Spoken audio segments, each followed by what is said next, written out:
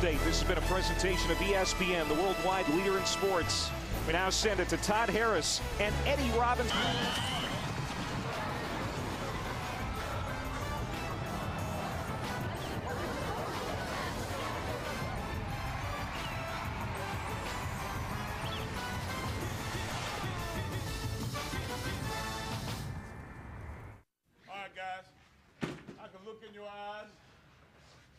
Watching your mannerisms.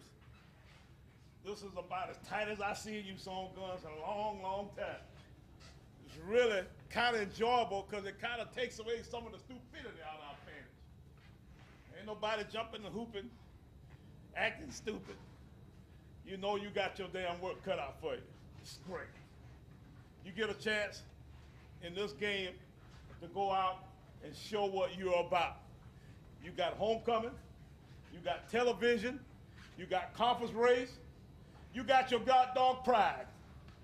You got to damn get out and you got to reestablish yourselves again. And the only way you can do it is to play within yourselves. You can't do crazy stuff. You can't try to do too much. You can't go around and about and all that kind of stuff trying to do what you know how to do exactly and how to not be stupid. This is a opportunity for us to go out and get back on our feet again. Last week was, to me, miserable. I'm tired of this. I want out of that doghouse. I want in the real doghouse. I've had enough. Let's get after that butts. Let's get it done, guys. Here we go.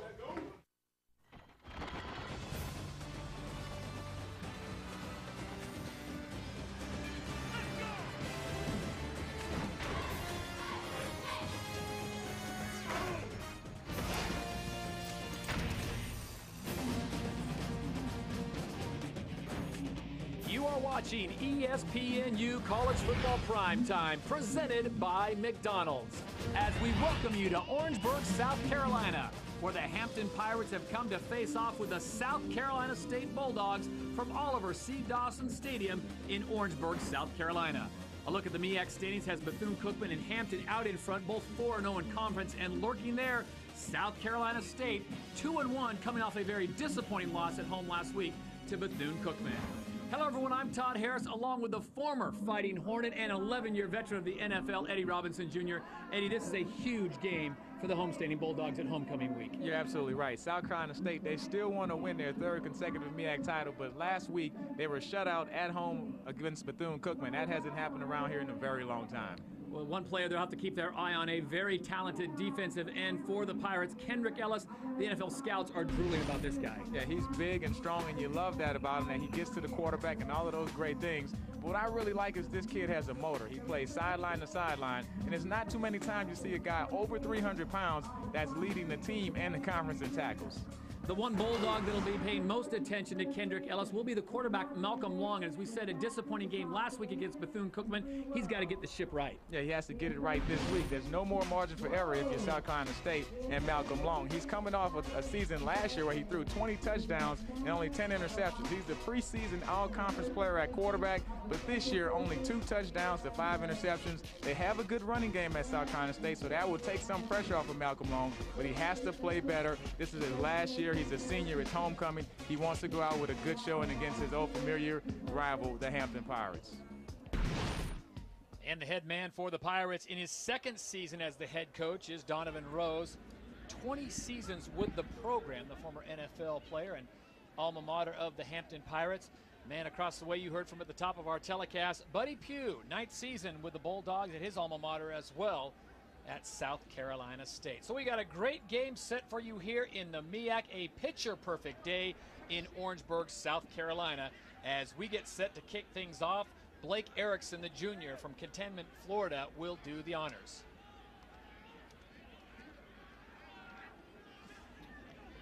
Watching both teams, and he goes through their paces. I wouldn't say one team is more stressed than the other, but as we talked about at the top of the show, for South Carolina State, this is any chances of repeating as the defending champions of the MEAC, it's got to start right now. Yeah, you could tell that by the tone of Buddy Pugh in his pregame speech. He was pretty serious and determined. Lorenzo Shinhoster, number 17, gets the ball, bobbles it momentarily. He'll take it out to about the 21-yard line, and that is where the Hampton Pirates will start things off on offense. David Legree, the transfer from Syracuse, the 6'4", 220 junior from New York, a very talented player. You talk to the coaches from South Carolina State, they'd say, we've got to contain this young man and keep him out of rhythm. Yeah, we talked about Malcolm Long and all of the things he's accomplished in the MEAC, but here's a young guy, David Legree. He was alternating time last year with Herbert Vines. Now it's his program. He's running things at the quarterback position, and he's off to a pretty good start for the Hampton Pirates. So on 1st and 10, the Pirates are at the 21-yard line to start things off here in Orangeburg. Faking the pass, Legree looking long, has a man going down there, but great defensive coverage as both safeties for the Bulldogs were able to close in on that. As we take a look at the Hampton offense, the skill position, Steve Robinson starts at running back, Dante Davis, Isaiah Thomas, and Jarvis Brown, the wide receivers, and Devon Dickerson, an interesting story there at the starting tight end. Up front, it's McNichols, Lewis, Luckett, Folks, and Ola. So Hampton comes out, takes a shot downfield on their first play of the game. That'll bring up a 2nd and 10 from the 21.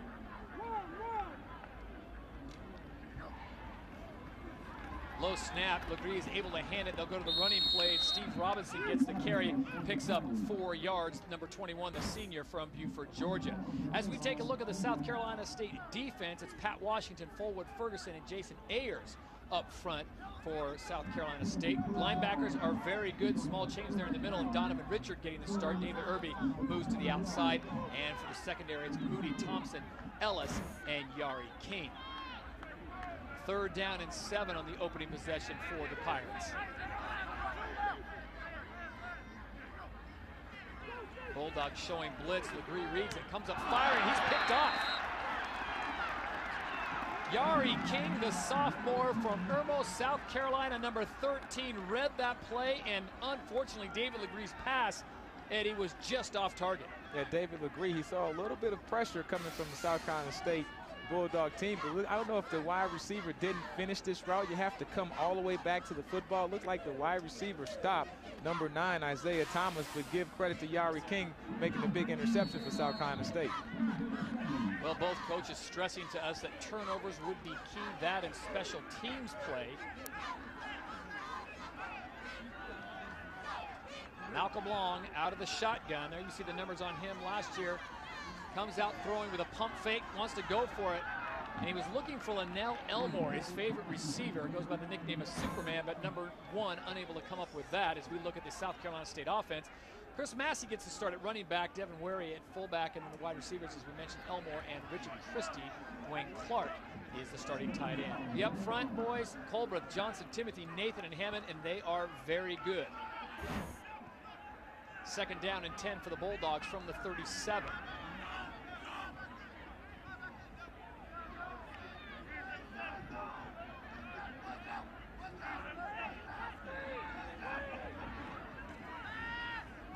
Comes out firing. He's got a screen. Richard Christie out there. A great job by the Hampton defense reading that all the way. Pickup of no yards. Hampton defense up front. Matthew Davis, Kenrick Ellis, Darius Collins. And Pegues, one of their stars at linebacker, Fenner Johnson and Delbert Tyler. And in the secondary for the Pirates, it's Pelham Silva, James Butts, and Michael Pellerin, the junior from New Orleans. 3rd down and 10 for the Bulldogs. Long back to pass. Flag comes out.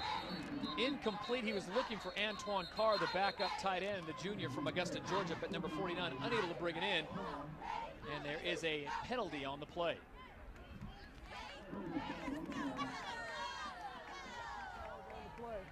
Offside on number 23 defense. Personal foul, face mask on the offense. Those penalties offset. 3rd down. So we'll have a replay of the down, and you got to be thinking, if you're head coach Buddy Pugh, to not have the opportunity to capitalize on that early turnover. Well, it's a big chance when you get another chance here in this 3rd down situation if you're Malcolm Long. But like you said, you get a turnover, the first possession in your opponent's territory. You want to definitely get in position where you can put points on the board. So 3rd down and 10, ball resting at the 37 of Hampton. Empty backfield as Long drops back to pass, has a man across the middle, it's Elmore. Great defensive strip, the ball comes out and it goes to Hampton. Linnell Elmore trying to do a little much after the catch, and they stood him up just like they teach. Delbert Tyler comes in and cleans up the mess and forces the fumble. Yeah, good job by South Carolina State picking up the initial blitz, and you can't get anything more out of this play. He was just hit from the backside, and that was our guy 97, Kenrick Ellis, just running to the football. No score in Orangeburg. We're back for homecoming after this short break.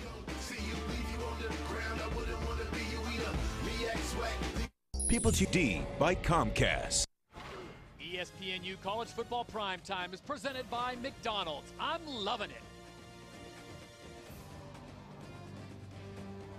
Everything that we did or did not do up to this point is gone. We're erased. We're releasing all that weight. We're going to make sure that we're on point. Guys, right now, I've never been so confident, feel so good. This is a moment that's meant to happen for you guys. So right now, you the guys are going to make this thing work. Just make sure you give everything you have. The script is already written. The script is already, don't even worry about it. It's written. Right now, guys, all I need is you do your part. Everybody do your part. Special teams, punt team, kickoff, all that kind of stuff. Offense, defense, make it happen. And that's the head man for the Pirates, Donovan Rose. You agree with what he was telling his players, Eddie? Yeah, well, he's a confident coach, and he's coming in here thinking, hey, even though we have a 5-1 record, a lot of people don't respect the Hampton Pirates right now. They don't know how good of a team this is, but he believes in his guys, and he wants to go and show that today against South Carolina State. Ball resting at the 30, 1st and 10 as the Pirates get their second shot with the ball. They go back to the running game. Steve Robinson, the junior from Beaufort, Georgia, number 21 with the carry, and he has stood up and the play is strung out. He'll still be marked for a gain of 2 yards. We talked about the linebacking core for South Carolina State. They are very good, and one of the guys that leads the way is actually a backup player, number 40, Donovan Richard. Coach telling us yesterday he may be the best player on the team, but he will get the start today ahead of Marshall McFadden. David Irby sliding out to the outside. Yeah, they have a group of 4 linebackers, and they play a lot of these guys that go to a 3-man rush on 3rd down, and all 4 of them are very effective, good at running to the football and also rushing the quarterback. Also in that crew is Julius Wilkerson on 2nd down and 8. And a little trickery right off the bat. Legree has it. He's got a big arm, but the receiver broke off the route. He was looking for number 7, Dante Davis, and the senior from Chantilly, Virginia.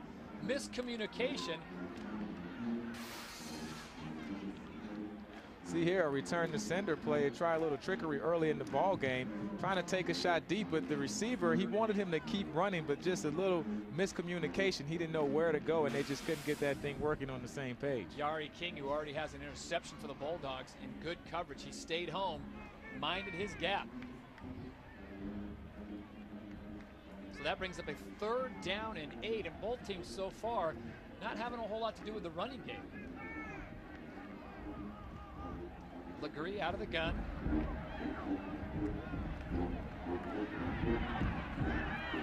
Stepping up in the pocket, he's got room to run, cuts it back to the inside, and looks like he's going to have enough for a 1st down, a pickup of 10 yards for David Legree, the junior from New York, the transfer from Syracuse.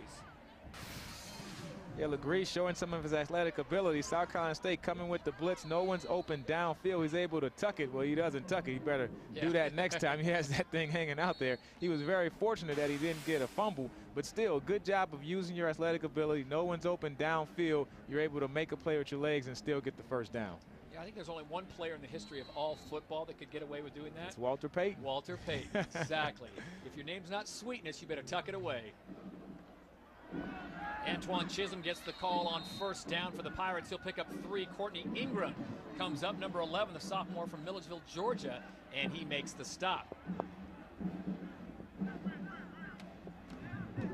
And for Hampton, I mean, keep in mind you had that early turnover, the interception by Legree on that 1st drive. You create your own turnover. Now you're right back in this ball game, so you have to feel pretty good. Keep in mind they were outscored 29-7 in the 1st quarter so far this football season, so they want to get off to a good start. 2nd down and 7 for the Pirates. Legree back to pass, slings it out there, has his man. Reception is made just about midfield. Javaris Brown makes the catch for a 5-yard pickup. He'll be just short of the 1st down.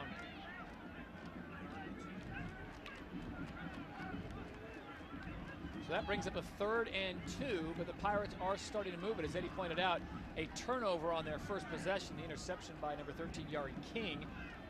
And then after the Bulldogs gave it back, here's where we are. The Pirates starting to move the ball.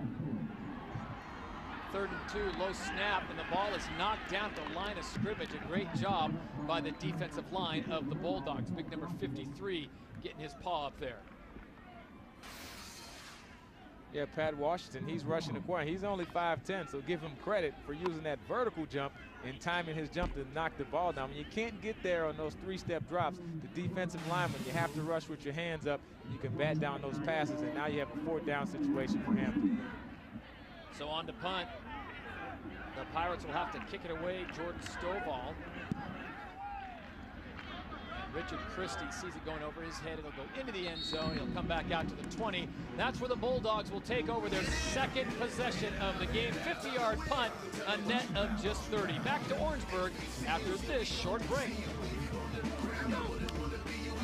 When you join ESPNU.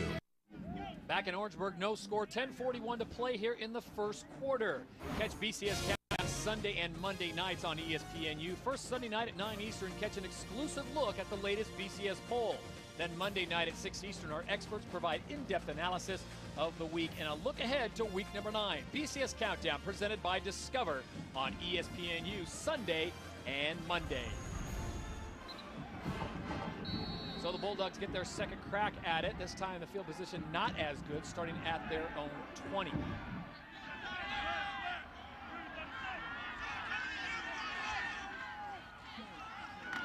Chris Massey gets the call on 1st down and around the right side, and Massey, a nice piece of running, gets 8 yards for the Bulldogs, and that is their first real running play of the game. Well, Massey is a guy who has to have a big day today. I mean, they do a good job of getting around the edge. Look at the offensive lineman, just a zone scheme, a good lead block there. And Massey is a good, strong, determined runner. He's stepping in for Will Ford, the outstanding runner from last year who finished with over 4,000 career yards. So some big shoes to fill for Chris Massey. 2nd down and 2. Now this is manageable, and this is what Coach Pugh likes. Play ahead of the chains. Long comes out firing, finds Richard Christie, the defender, falling down, and give credit to Malcolm Long for identifying that and picking up what the defense gives him, a pickup of 10 yards for the Bulldogs. That's what Malcolm Long has to do. Just throw in rhythm, just settle down, get to the Malcolm Long of 2009 where you had 20 passing touchdowns, 5 rushing touchdowns. I mean, this kid came into this season with a lot of hype, maybe put too much pressure on himself early on, but you still have your team in position to have a big year in 2010. 1st and 10, back to the running game. It's Massey off the right-hand side, very physical runner, steps out of bounds at about the 41-yard line. Pickup of 2 yards, but that is what Coach Pugh has told us time and time again. We've got to establish a good running game. Yeah, once you establish that running game, I mean, for Malcolm Long, you can take the pressure off of him, and then you still have the deep threat, the play action pass.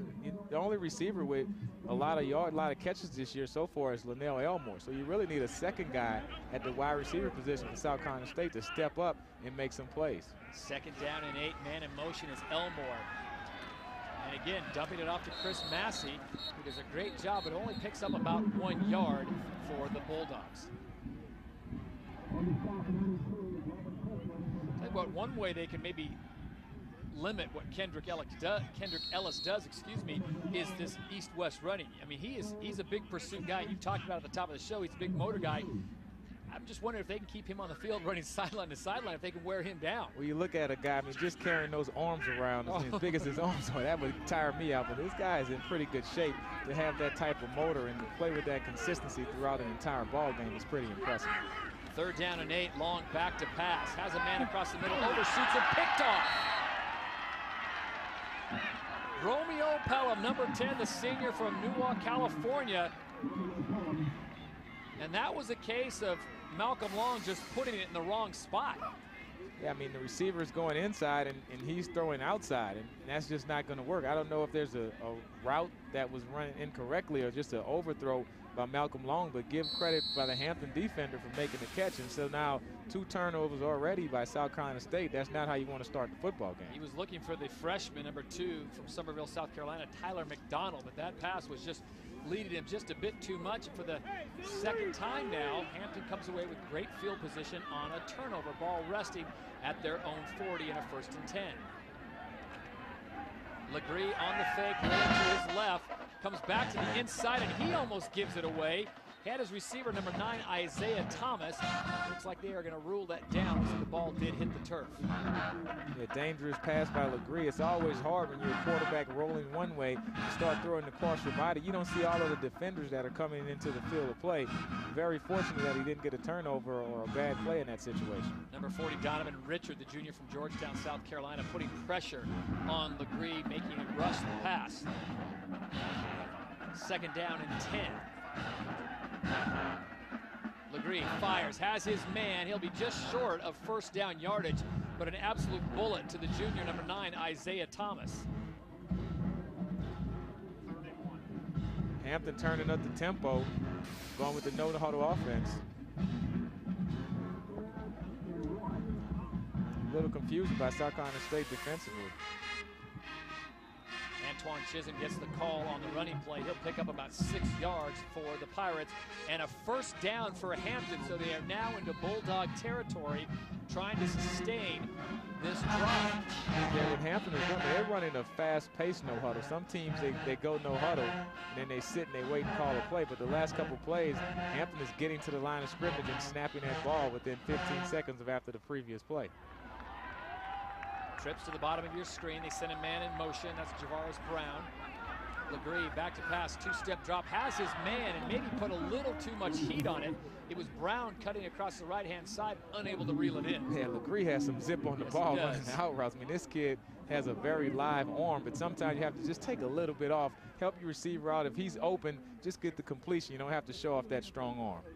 You talk about the hurry-up offense and Thursday night on ESPN. We saw, I think, one of the best hurry-up offense in the country with the Oregon Ducks. And talk about a fun team to watch. And I guess if you're being recruited, that'd be a fun team to play for. Yeah, it's a lot of good things. I mean, first of all, the color scheme is great. You have to like that, and the uniforms are cool.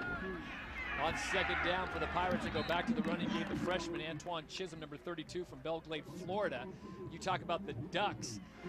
I've done stories on them before, and I think if it's true, because they've added a couple more helmets, you can never wear the same uniform there if you want at the University of Oregon.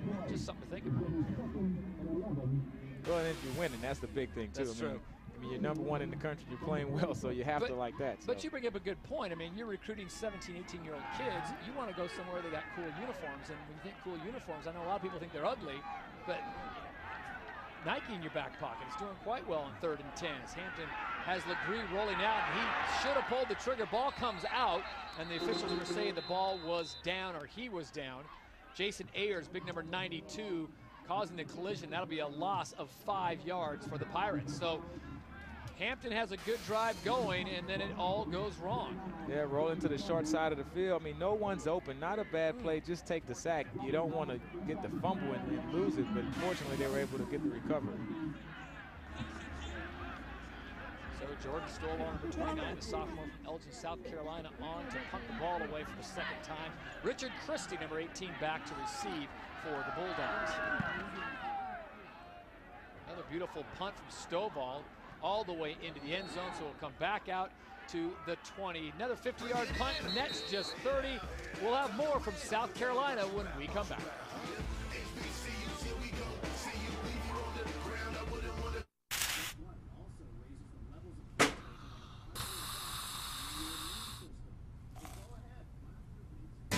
Check it out now. Go to BeTheDean.com now and start playing. Right now, the Bulldogs looking to make it build some offense here, because with 2 opportunities with the ball, they've come away with no points. Total yards so far for South Carolina State, just 29. Hampton, not much better, just 33. So for the 3rd time, the Bulldogs take over, this time the ball at the 20.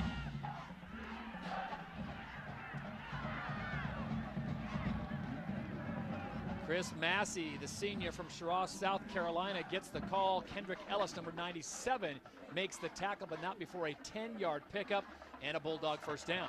Yeah, and Hampton defensively, what they want to do is try to get penetration and try to slow down this South Carolina State team. But look at Ellis. I mean, 97, this guy's over 300 pounds, and he just keeps moving and moving all the way to the sideline and makes that play with a big hit.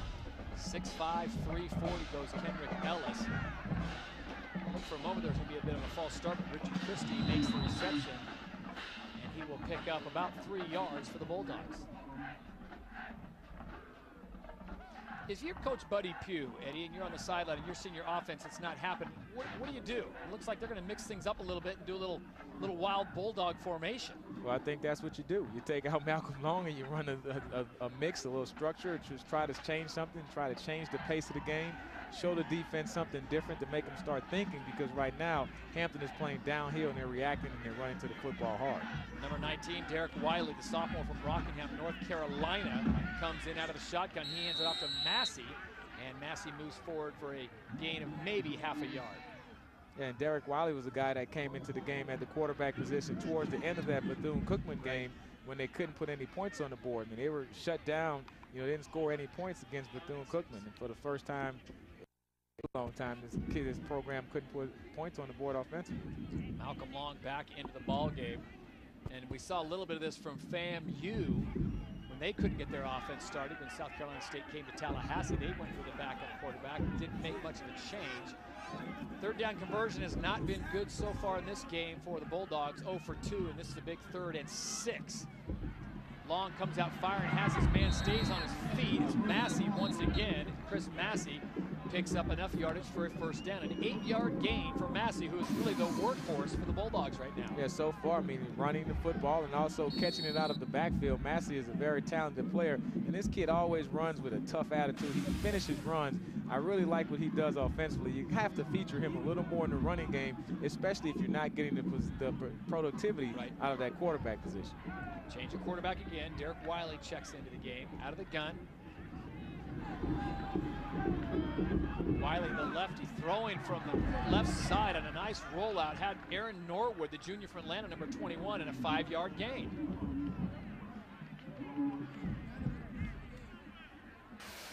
And I like this. You complete a pass, you're going to leave him in for another play. Well, I think so. You have to go with the hot guy. I mean, right now you're just trying to get a W. I mean, you roll out to the left and he hits the open receiver, and that's all you want out of your quarterback. They're just doing a ball control offense, couple runs, short throws, relying with the run after catch, and not give this guy too much to think about. It wasn't the prettiest ball, but it does bring up a 2nd down and 6, and the Bulldogs are moving. Ball at the 47. Wiley will keep it up the middle. Cuts to the left, cuts back to the right. He's into Pirate territory. Tackled finally at about the 47 by big numbers 97 Kendrick Ellis, 6'5", 340. A 6-yard pickup. But if you're Derek Wiley, you go 6'1", 185. How about this? You get tackled by 6'5", 340. Yeah, but this isn't the guy you want to run into. big 97 Kendrick Ellis. But that's the added dimension that number 19 Derek Wiley brings to this offense. He can run the football from that quarterback position. Malcolm Long back into the game. They're going to give him a chance to run. Look at this. Big fella getting upfield. I'm sorry, Mr. Long. I mean, Malcolm Long can also run the football from the quarterback position. 9-yard pickup as Darius Johnson, number 59, makes the tackle. He said, this one's for Eddie Robinson Jr. Yeah, I mean, and you like this. This is a design quarterback run all the way. You see the running back, number 27, leads with like a fullback lead, and Malcolm Long just follows right up behind him and gets some positive yards. And that would definitely catch the Hampton defense off guard, because they're not expecting Malcolm to run the football. But after that 6-yard run, Malcolm says, I got to get a breather, coach. They pull him out. They put Derek Wiley back in. 4 receivers to the top of your screen. On 2nd down, Wiley looking, pulls it in, he'll tuck it under. So the quarterbacks right now putting on a running show for the Bulldogs, a 6-yard pickup for Derek Wiley. Well, we'll see if Hampton makes an adjustment. They came into this football game thinking we had to stop the running game of South Carolina State, mainly stopping Chris Massey, number 26, the running back. But now you see both quarterbacks are alternating in and out, and they're running the football from the quarterback position. So you have to make that adjustment. And on that exchange, an interesting point, Malcolm Long went over and gave Derek Wiley a little slap of nice job. So no animosity there as Chris Massey gets the ball, and he will pick up no yardage. I say stay with the quarterbacks. Doing quite nicely. 3 runs of 6-yard or more in the last 3 possessions, or last 3 carries, excuse me, before Chris Massey, number 26, the senior from Sherrod, gets the call. Chris Massey, the former wide receiver, transfer from Coffeyville Community College. And this will bring up the 10th play of the drive on a 2nd down and 10 with Malcolm Long under center. Going back to Massey, makes 2-3 players miss and just bowls his way out to about the 22-yard line, a 9-yard pickup for Massey. You that's a position that Massey feels comfortable at, moving out to that wide receiver position. He's very accomplished. He can play that position also. So when you have him moving out the backfield, getting covered by a linebacker, that's a one-on-one matchup that South Carolina State likes, and they can take advantage of in this ball game. 3rd down and 1.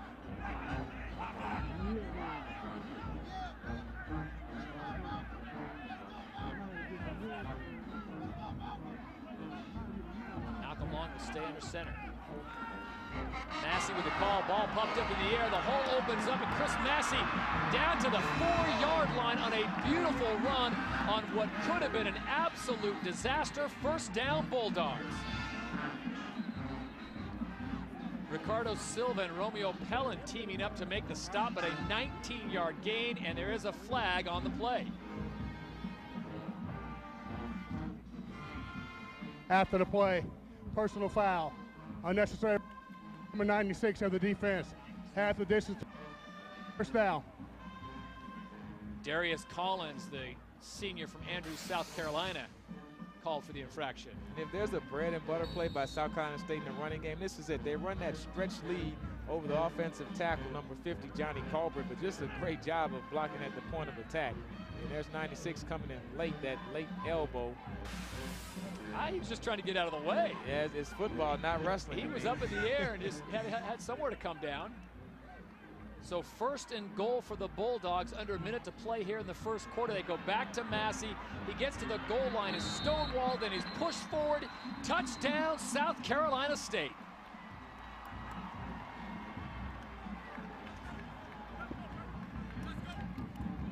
Two-yard run for the senior from Cheraw, South Carolina, Chris Massey.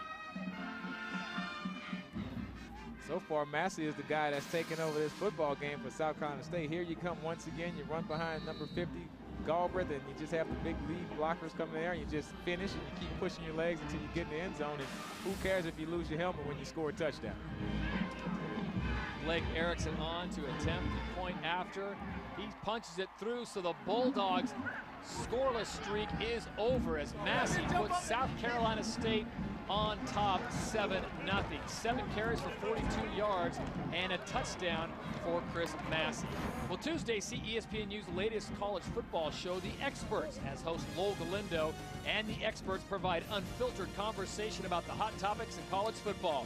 The Experts on ESPNU Tuesday at 1 Eastern. And in case you can't see the live show, you can always catch an encore presentation at 7 Eastern on ESPNU. The Experts. How is Eddie Robinson Jr. not on the Experts? That's the question I have.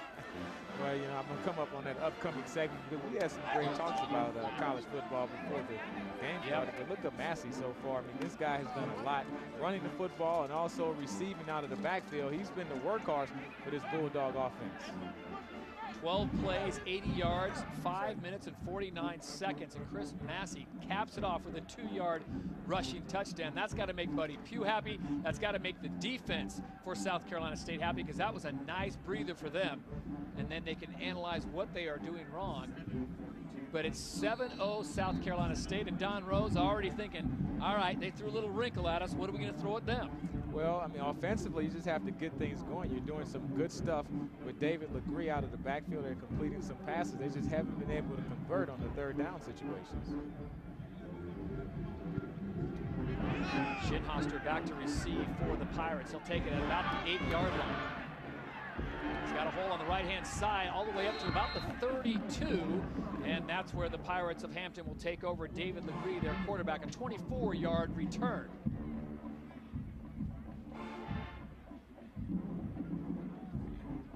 And Hampton, they've been in this position before. They've played from behind most of the season. And, you know, Coach Rose talked about that offense. They haven't really gelled totally this year. They're still feeling their way. Said they've gotten into that zone just a little bit at the end of some ball games. He wanted that offense to come out, play well early, and try to get into a zone for the complete ball game. So South Carolina State on the board, leading 7-0 with 45 seconds to play here in the 1st quarter at homecoming. On 1st down, Legree back to pass, has time, decides to go long, has a receiver down there. Good coverage though.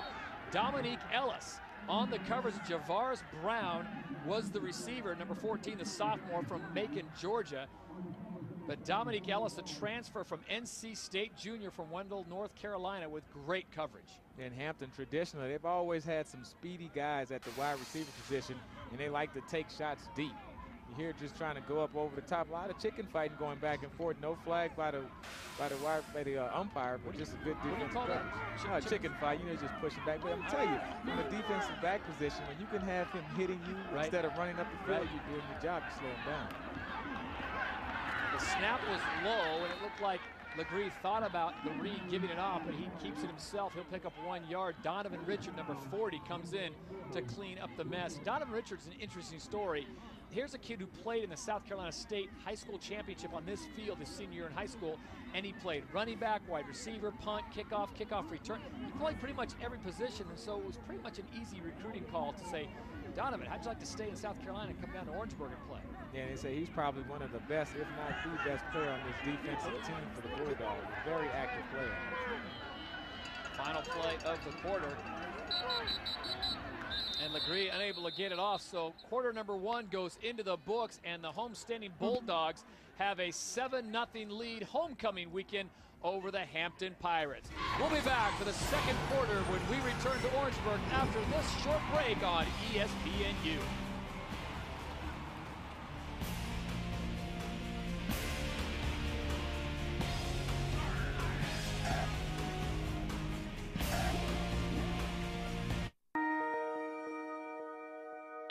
It's a symbol of confidence. On ESPNU. ESPNU College Football Primetime is brought to you by Dr. Pepper. There's nothing like a pepper. Back in Orangeburg, South Carolina, the Bulldogs on top 7-0. You're watching ESPNU College Football Primetime presented by McDonald's as we get set to start the second quarter. Alongside Eddie Robinson Jr., I'm Todd Harris. We welcome you to a beautiful day here in Orangeburg, South Carolina. A big MEAC showdown and third down conversions. Well, Hampton has certainly struggled 2 of 5, but then again, the Bulldogs only 2 of 4. If you're just joining us, the Bulldogs just drove 80 yards and punched it in with Chris Massey on a 2-yard carry to go up 7-0. But up into that point, Eddie, it's safe to say both offenses still finding themselves. There are a couple turnovers, not a whole lot of things going on offensively. Legree back to pass, sets up the screen, has his man open. Great defense as Antoine Chisholm was unable to get into open space. A pickup of only 2 yards. And number 4, David Irby, a team captain, the senior from Rock Hill, comes up to wrap him up, and this kid can play. Yeah, we talked about the strength of this team being the linebackers, and here they come. That's number 4, Irby, and also number 40, Donovan Richard. And you have the screen set up. It looks like it's going to be a first down or a big play. Too much team speed out of the linebacker position by South Carolina State.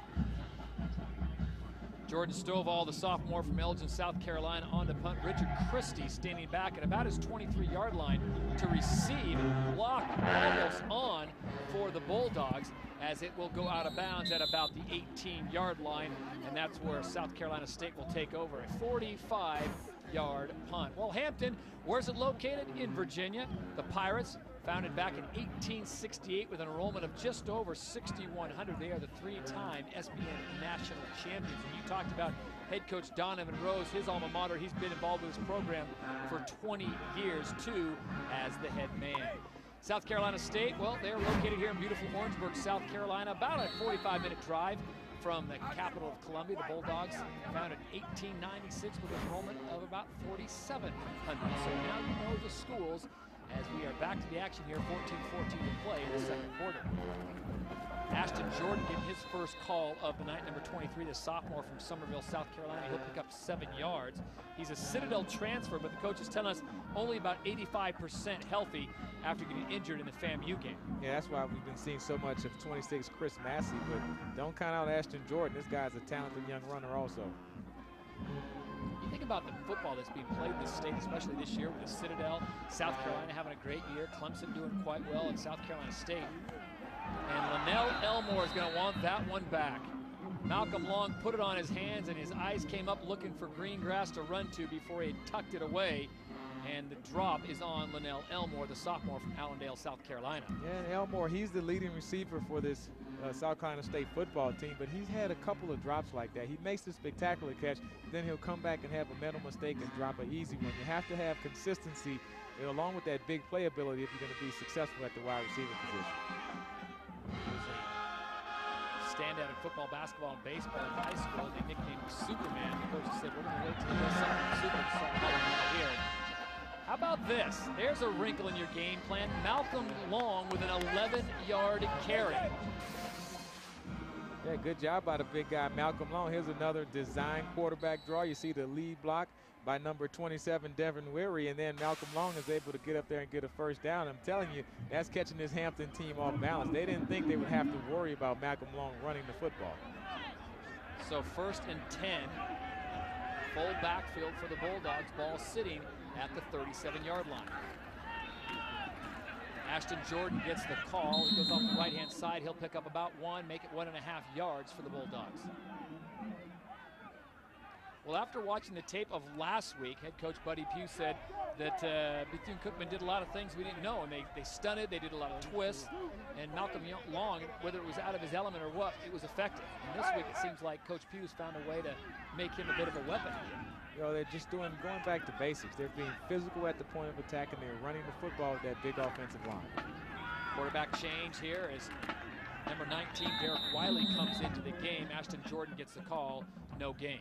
And I tell you what you're seeing also by this South Carolina State offense is more of a platoon system at the quarterback spot. I mean, this was Malcolm's long team for the most part, but now you're seeing number 19, Derek Wiley, coming in the first quarter and playing some significant snaps in the ball game. 12:20 to go here in the first half. South Carolina State on top. Head coach Buddy Pugh nervously pacing the sidelines. He said they weren't right until about Wednesday after the loss, and they hadn't lost a home game and shut out at home since 1978. He said that was a very tough pill to swallow. He said everyone, the players, the coaching staff, he said they spent a lot of time here on Sunday after that loss going over tape trying to get things right. This is a big 3rd down for the Bulldogs.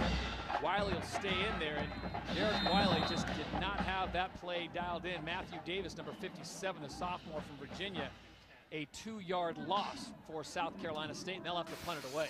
Yeah, somewhat of a conservative call by South Carolina State, but give Hampton credit. They're there. Guys in position. They like to play gap football and penetrate, and number 57, Matt Davis, was able to get the penetration and create that play in the backfield before it even got started.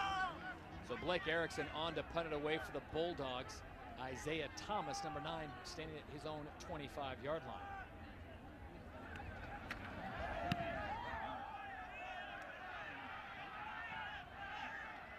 And the call of poison is out, and the ball will take a Bulldog roll down to about the 21-yard line.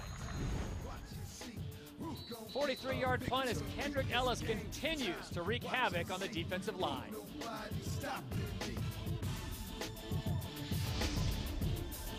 You know I bomb. You know I bomb. You know I bomb. You know I bomb. You know I bomb. You know I bomb.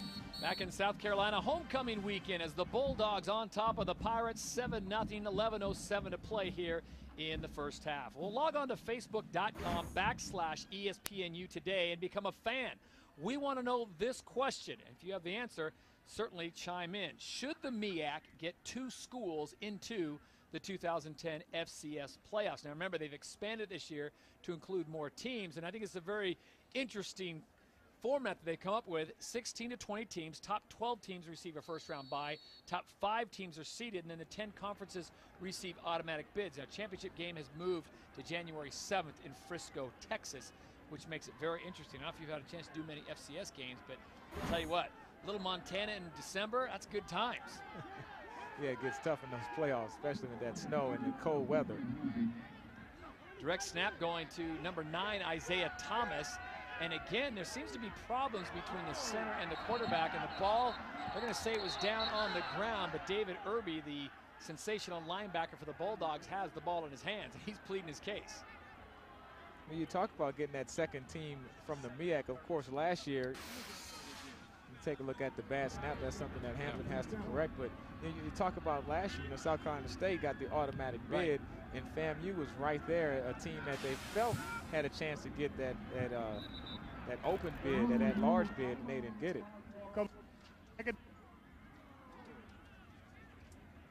And so South Carolina State, I mean, they're somewhat on the outside looking in because Bethune-Cookman is undefeated in the conference, so they're hoping that they'll still get that open bid. out of this MEAC conference. Once again, they go with the Wild Pirate, and this didn't work almost as bad as the first time they tried. Isaiah Thomas just going backwards. They had David Legree, the starting quarterback, at the top of your screen, and number 56, Julius Wilkerson, just making a mess of that play. A 15-yard loss for the Pirates, and I'm sure Coach Rose is going to say, let's don't run that again.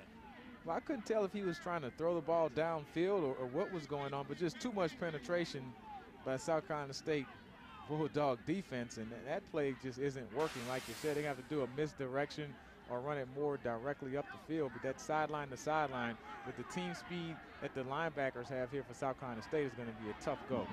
3rd and 28 as David Legree goes back to his normal position of quarterback. Ball resting at the 12. Legree, ball smacked down at the line of scrimmage.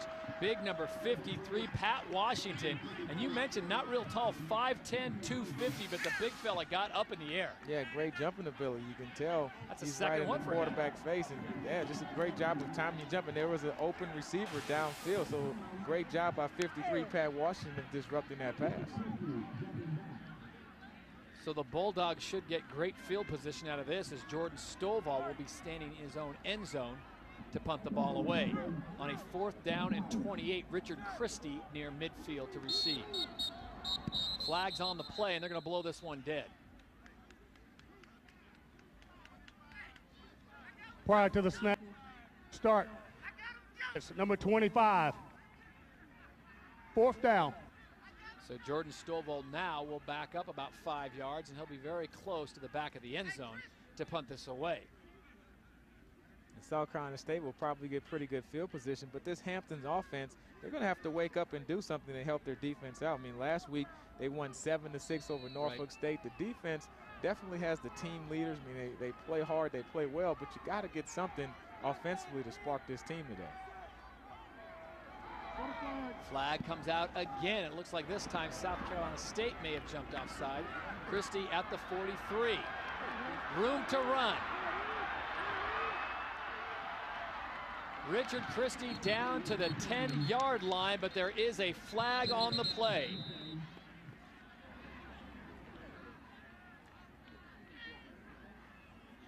That's number 49.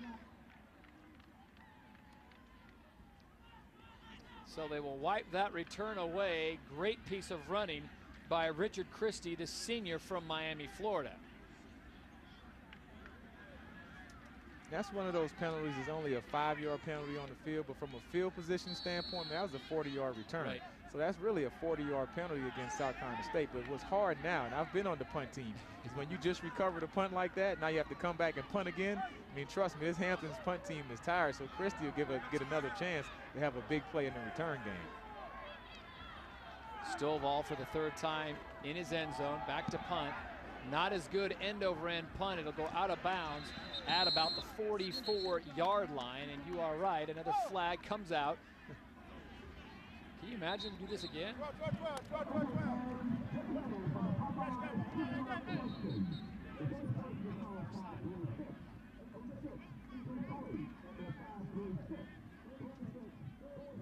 We'll have to sort this out with 9:33 to play here in the first half. It's the Bulldogs on top, 7-0 over Hampton. Homecoming week in Orangeburg, South Carolina.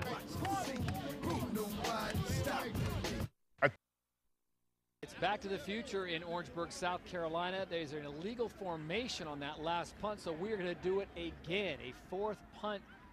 And once again, poor Jordan Stovall's gone backwards and forwards and backwards and forwards. He's got 4 punts in a row here, and none of them counted. Well, what's worse is these guys is on the punt coverage team. Those had to run down another 40 yards to cover the 3rd punt.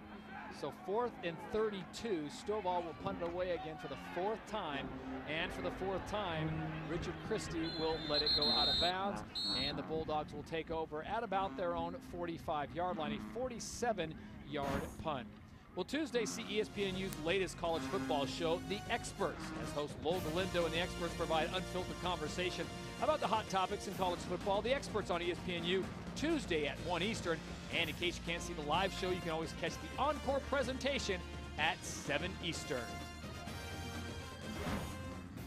Well, a beautiful day in Orangeburg, South Carolina. It's homecoming weekend. The fans turning out in droves to remember their alma mater and hoping to cheer on their homestanding Bulldogs, who are coming off a very disappointing loss last week. We mentioned had not been shut out in a MEAC game at home since 1978. The last time they were shutout period was in 1990. So head coach Buddy Pugh said this week really cracked down on the fellas, but in his opening pregame speech he said, you know what, guys, you gotta let all that go.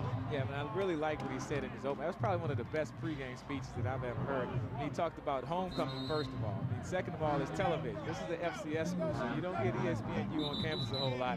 The next thing he talked about was playing with pride, and also he said you're in the middle of a conference race. So, I mean, those four things kind of sum up where this season is for South Carolina State. And he said just relax and go out there and play. I mean, they were a little uptight, but you like that because, you know, you want to have that edge when you go out there and attack this Hampton team. Total yards so far, 125 for the Bulldogs, 19 for the Hampton Pirates. And for Hampton, they've had 5 possessions. 4 have ended in punts, 1 interception, so not the kind of performance offensively that head coach Don Rose was looking for.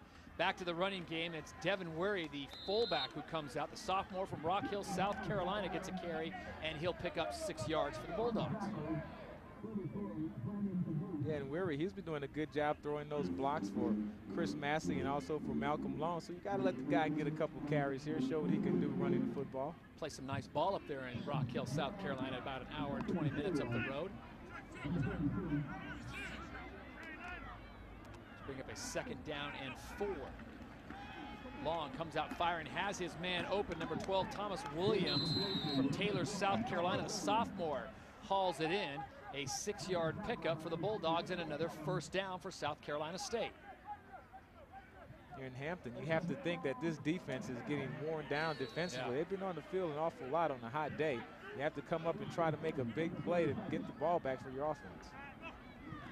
1st and 10, Malcolm Long on the design carry. Ball comes out, and it'll go to the Hampton Pirates. Darius Johnson makes the coverage on the ball, and Malcolm Long had a little too much Walter Payton on his mind because that ball just came shooting out. Yeah, the rule number 1 when you're running the football is ball security. We'll see who put the hits. Oh, that's just a great job of putting your helmet right on the football. Number 2, James Butts in Hampton. They needed that big turnover, and they got it. James Butts absolutely drilling the ball, and it comes out. Malcolm Long unable to recover it, and Hampton takes over looking to generate some offense. But Darius Johnson grabs the fumble, and the Pirates are back in business, only trailing by 7 with 8:35 to play here in the 1st half. And Buddy Pugh talked about the turnovers. Already a fumble, or 2 fumbles, and also an interception. 3 turnovers by the South Carolina State football team already. Timeout for Hampton, and that's the new quarterback, number 12, Herbert Bynes, the senior from Fort Lauderdale. The first charge so his first play of the game, he comes in and calls a timeout. But you know what, maybe it's a good move. You know, he wasn't sure about the call, his first play of the game, and said, I want to get this right, Coach. Well, you want to settle everyone down, and Herbert Bynes, this was a guy that was the starter last year before David Legree took over. They alternated back and forth, and David Legree won the job this year, so we'll see if it's injury or performance that has Herbert Bynes in the football game. Thursday night, catch ESPNU's new show, The Battle, as 2 HBCU marching bands compete. The Battle is an inside look at the HBCU marching band world and goes further into the training, discipline, heart and soul of the competition that are the classics. The Battle on ESPNU Thursday at 6:30 Eastern, and they've got some good ones here in the MEAC. You talk about the Marching 101, you talk about the famous 100 at FAMU. I think the Marching 101 is your favorite, Todd. I love the Marching 101. Herbert Bynes in the game, and Antoine Chisholm gets the carry, a 3-yard pickup for the Pirates. So I don't know why they call them the Marching 101, because they got more than 101 participants. Well, I think you have FAMU with the Marching 100, so then you have to one-up your rivals, so you're the Marching 101. But even the Marching 100, FAMU's got like half a student body in that band. I mean, they can fill up the student section on it's by themselves. Unbelievable. Number 12, Herbert Bynes, stays in at quarterback, the senior from Fort Lauderdale. 2nd down and 7. Bynes fakes the handoff, looks long, has a man open, great defensive coverage, reading the ball the whole way. Flags come out at the end of the play, but Samaj Moody, the senior from Denmark, South Carolina, had a beat on that ball, read it perfectly as it hung up in the air, and at the right time just cut underneath and picked it off. A 27-yard return. We'll have to find out what the flag's all about.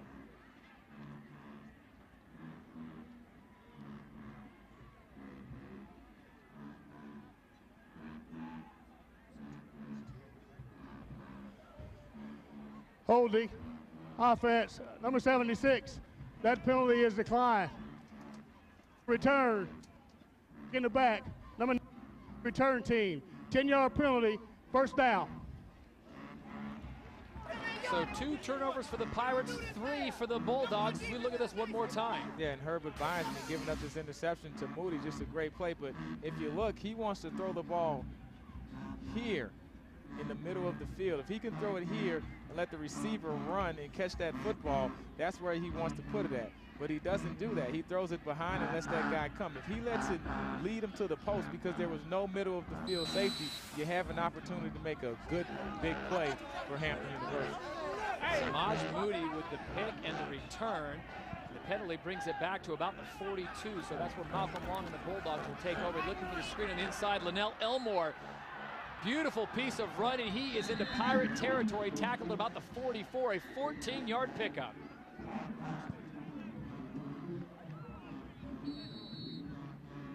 What a game of turnovers. I mean, you think about it, both of these teams came in negative in the turnover margin. South Carolina State -2, Hampton -1. So it's been the defenses that have been stepping up and making the offenses turn this football over today.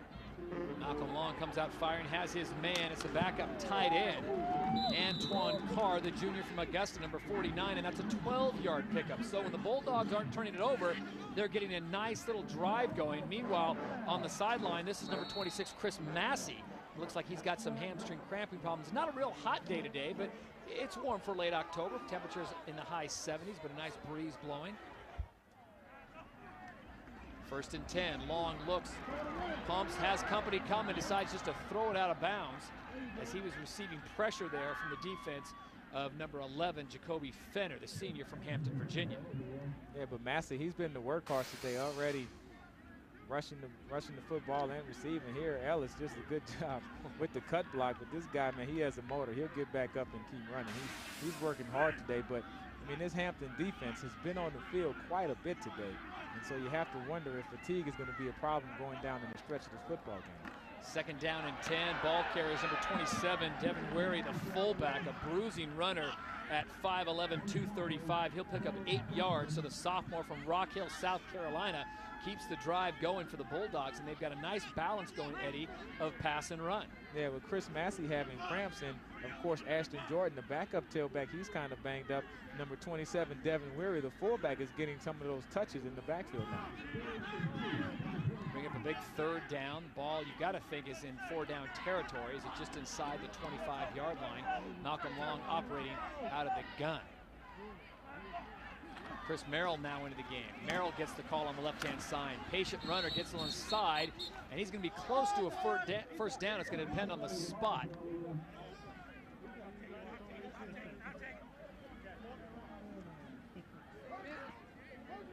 Always tough on those short yardage situations when you have a play that's going sideways. I like when you go north and south. Right. Just go downhill, get me to 1 yard, plant your left foot, and just get me what the play can get me. And don't just try to stretch it out that far. Here, 4th down attempt by South Carolina State. 4th and 1. Malcolm Long will go under center. And this looks like a situation he could just go follow his big center and pick up that 1 yard. Trying to draw the defense offside with a hard count. He resets. Oh, and Malcolm Long, I don't know if he got much of a push. He was being stuffed by 6'5", 340-pound Kendrick Ellis, number 97. You could see him digging that foot in there. He was going for the push, and I don't know if he got it. Well, Todd, I was like you. They didn't have a nose guard. No one was right over the center, so you would think a guy, a big guy like Malcolm Long could just get right under there and get that 1 yard, but Hampton was there defensively. Sam Timothy's the center, the 6', 280-pound senior from Portland, Oregon.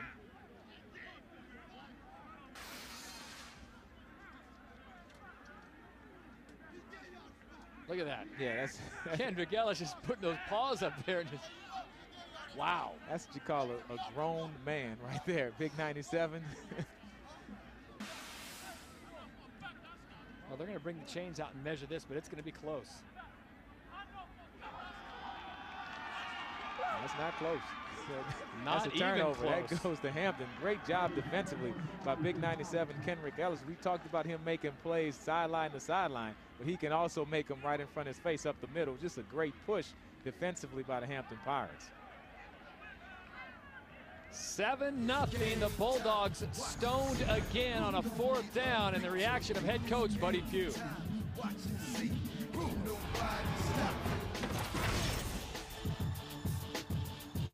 CCS. Back in South Carolina, head coach Don Rose looking for some answers, but turnovers has really been the story of this game with 5:40 to play here in the first half. Yeah, Malcolm Long here, he takes the big hit, the ball comes out, Hampton University right there for the recovery. Then you turn back around, you have the backup quarterback for Hampton, Herbert Bynes. He throws the ball, trying to throw the post route, had a guy open, but results in an interception by South Carolina State. Neither team could score points over those turnovers. Total yards for Hampton, just 22. South Carolina State has 172 and 7 points. LeGree back into the game. They'll go to the running game. Antoine Chisholm, the freshman from Belgrade, Florida, keeps his legs moving. He'll pick up 8 yards. And Hampton, I mean, they're averaging about a yard or play, so they're not having a lot of success offensively. You just need to settle down and get a couple of first downs. Don't go for the home run play. Just try to get some first downs and move the chain. LeGree comes out firing. He was looking for Javaris Brown, number 14, but puts it a little low. You know, just watching him play, you pointed out in the first quarter, very lively arm, but it seems like sometimes he rushes his footwork. It's not set. Yeah, he has a guy open. You just have to be patient and execute the throw. Stay with the running game. Does Hampton. They'll pick up about 1 yard as Antoine Chisholm gets the call. Pat Washington, number 53, makes the stop for the Bulldogs. Yeah, Pat Washington, he's had a busy day, blocked down a couple passes. There he shows his offensive skills in the run game. The South Carolina State defense has been pretty tough all day against this Hampton Pirate offense. Hampton does pick up the first down.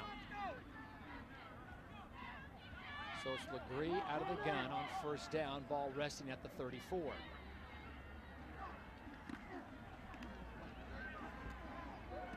Oof. He put some heat on that. Javaris Brown, number 14, able to reel it in, a 6-yard pickup.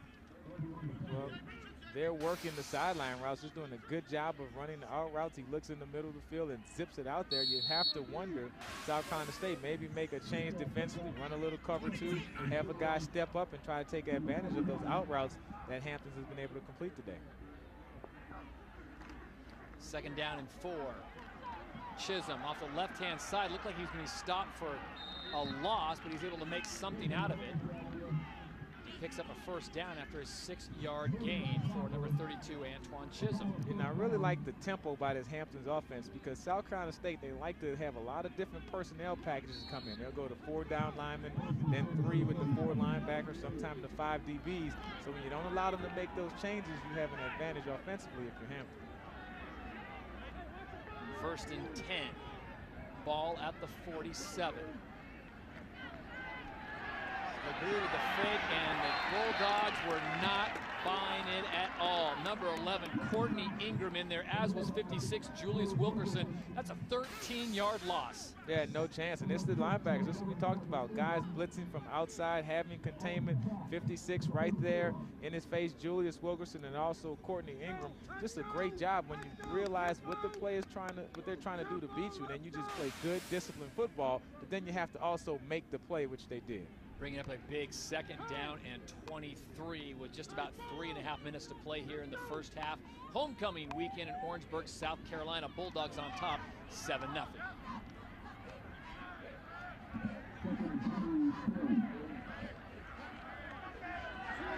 LeGree getting pressure again, this time flushed out, has his man across the middle, completes the pass.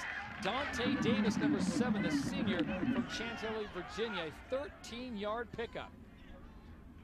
Yeah, and Buddy Pugh, he talked about not letting LeGree just sit in the pocket and throw balls and throw strikes. So they're going to bring pressure on him. They're going to make him move. A good job by LeGree that time, creating some space in the pocket and still keeping his eyes downfield to get the completion.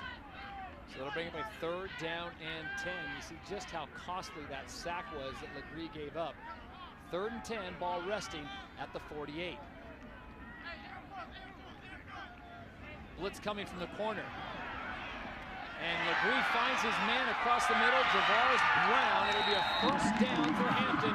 A 22-yard pickup for the Pirates.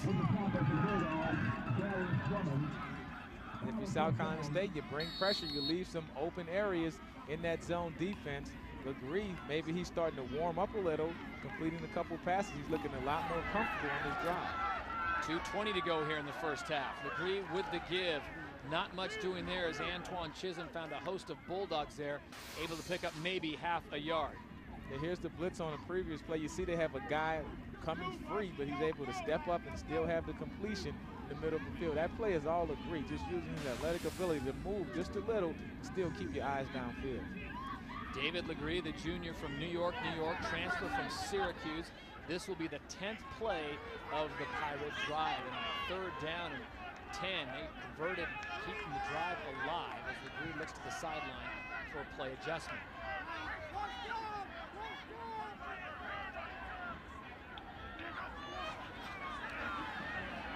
Legree scrambling to his right, has a man wide open. It's number 5.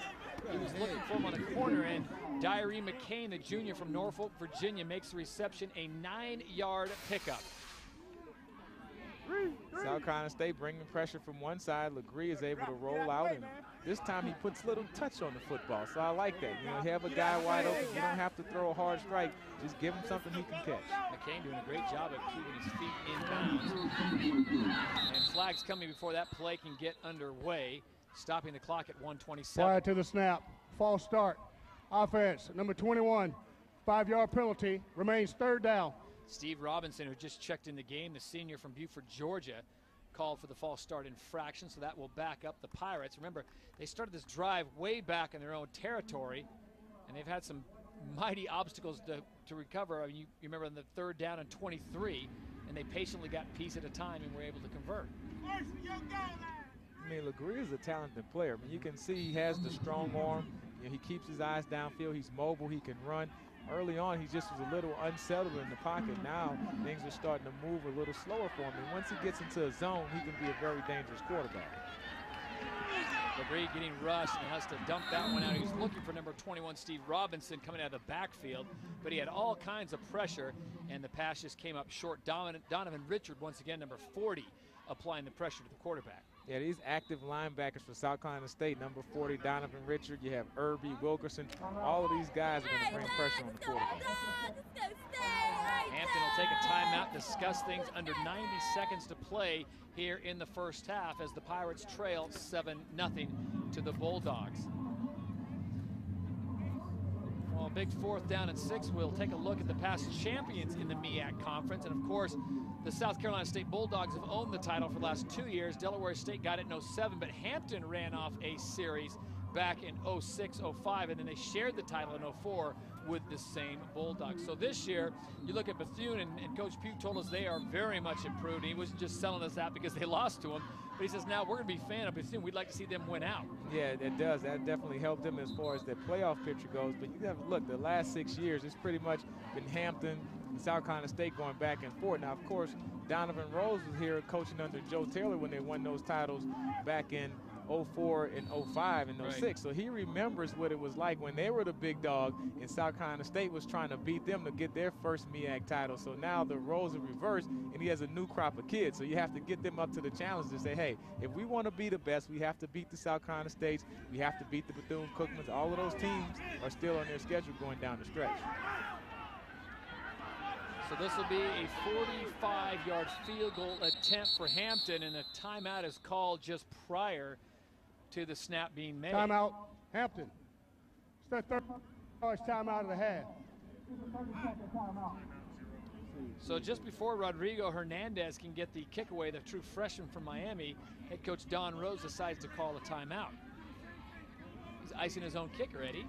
Well, unless he's going to go for it on 4th down, that's exactly what he's doing. Maybe it felt like the kid needed a little bit more time to think about it, so we'll see if they continue with the kicker. And he's a freshman. He doesn't need any more time. Just let him get in there and kick it. Yeah, make it or miss it. They're your MEAC standings currently. Bethune-Cookman looking very good at 6-0 overall. Hampton, with their one loss coming out of conference, and South Carolina State 4-2 coming off the loss to Bethune-Cookman. And we can't forget Florida A&M head coach Joe Taylor, who used to be at Hampton, is now down in Tallahassee. I think the big surprise in the MEAC, it has to be Bethune-Cookman, first-year coach. No one expected him to do those type of things this year, and that last week, that win over South Carolina State, I don't think that was a fluke. I think they're just a pretty good football team. I think what shocked everyone was not that they beat them, but they were able to shut them out at home here in Orangeburg. So this is Rodrigo Hernandez, officially a 45-yard field goal attempt for the Pirates. Snap is good, placement is good. The kick, however, not so much as he pushes it just to the left. Well, like you said, the head coach iced his own kickers. But if you're a kicker, you're not going to go to the coach and say, Coach, what are you doing icing me? Close, almost. And that thing had the leg. I mean, he was right on line. It just turned a little bit to the left towards the end. But, hey, just keep your head up. He's 1 for 3. We're 1 for 4 now in the year. But as a freshman, you get in there, you take your lumps, and you keep trying. So an 11-play, 48-yard drive comes away, no points. And despite being spotted 2 turnovers, South Carolina State was able to turn them away from the end zone. It looks like the Bulldogs, with 1:21 to play in the first half and still having all 3 timeouts, Eddie, they're going to take a knee on this one. Well, it's going to be a defensive-natured game, and I think that's how they're going to play it. Both teams are creating a lot of turnovers. If you're Buddy Pugh, you don't have a hot quarterback that you really trust right now, I would take the 7-0 lead and go into halftime. And so you agree with this, taking the knee? Absolutely, because your offense isn't clicking right now. And just the way that this game is going, both teams have 3 turnovers. The worst thing that can happen is you give up a silly turnover, and instead of going up 7-0, it's 7-7 at halftime. Ball control has been a problem for both teams. And Malcolm Long already has a fumble on his name for the game and an interception. So rather than risk it, head coach Buddy Pugh's going to say, boys, we got 7-0. That's 7 more points than we had last week at this time against Bethune. We were shut out, so why don't we just take a knee and run this thing out? That'll be one more snap, and that will do it. So our score at the half, South Carolina State leading Hampton 7-0. Not a thing of offensive beauty, but defensively, both teams have risen up in a game that we knew was going to be very, very difficult as the final seconds tick away here at Bulldog Stadium in Orangeburg, South Carolina. So Buddy Pugh and the Bulldogs make their way to the locker room, as do the Pirates. Right now, let's go to our Sports Center U halftime studio. Call now. You are watching ESPNU College Football Primetime, presented by McDonald's. Homecoming week in Orangeburg, South Carolina, as the South Carolina State Bulldogs are on top of the Hampton Pirates. It's 7-0 as we get set to start the second half. Alongside Eddie Robinson Jr., I'm Todd Harris. Well, Eddie, the one thing both coaches said they had to stay away from has really been the story of this game. Turnovers, and then some more turnovers. Well, the good thing is they have 3 apiece, so they're still even as the game goes, but they've both had too many turnovers, and you can't win playing that type of football. Some of them have been forced, some are unforced here. You start off with David Legree with the interception on the first series of the play, but then Malcolm Long has the completion over the middle of the field, but then a good defensive strip by Hampton University. They get the fumble and they get the ball right back. And here you have another interception by Malcolm Long, and this was one that just got away from him. I don't know who he was throwing the ball to, but Hampton give them credit for getting the ball. And South Carolina State, once again, Malcolm Long running the football, something he's not really used to. Hampton creates the fumble and the turnover. You kind of get the theme here, and then Herbert Bynes, he's the backup quarterback for Hampton. He comes in the game. He's picked off also by Moody of South Carolina State, and there's just been a turnover battle going back and forth, and Hampton is down by 7. And our star players, Kendrick Ellis, 3 tackles, half a tackle for loss, and of course Malcolm Long hasn't had the worst game, improvement off of last week, but still not what head coach is looking for, Buddy Pugh. Yeah, he still has the 1 interception. He hasn't done anything special. He's kind of controlled the game, ran the football just a little bit more than we thought. But we also saw the backup quarterback, Derek Wiley, for South Carolina State, who's played a little bit more and came into the game earlier than we would expect to have seen him. Head coach Buddy Pugh gave an impassioned plea to start the game, telling his players, you've got everything here today in Orangeburg. You've got homecoming, you've got television, and you're in a battle for the conference here in the MEAC as we get underway here in the second half. Linnell Elmore takes it at the 15-yard line, got himself a little bit of seam. He had one tackle to break, he would have been gone. He is tackled at about the 29-yard line, and that is where the Bulldogs will take over. Flag on the play.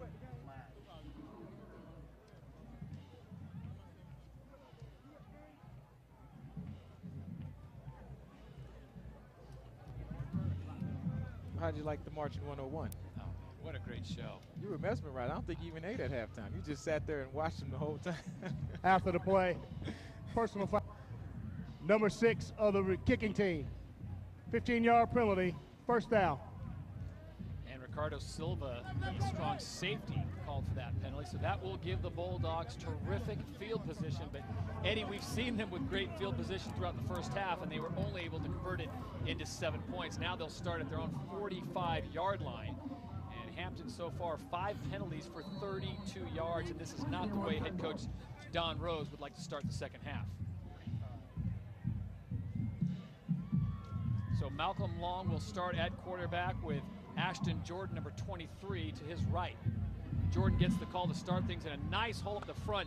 This really is the strength of the team, a 6-yard pickup as the front line, the offensive line for South Carolina State, led by Colbreth, Johnson, Timothy, Nathan, Sam Hammond's in their day at right guard, and Josh Harrison.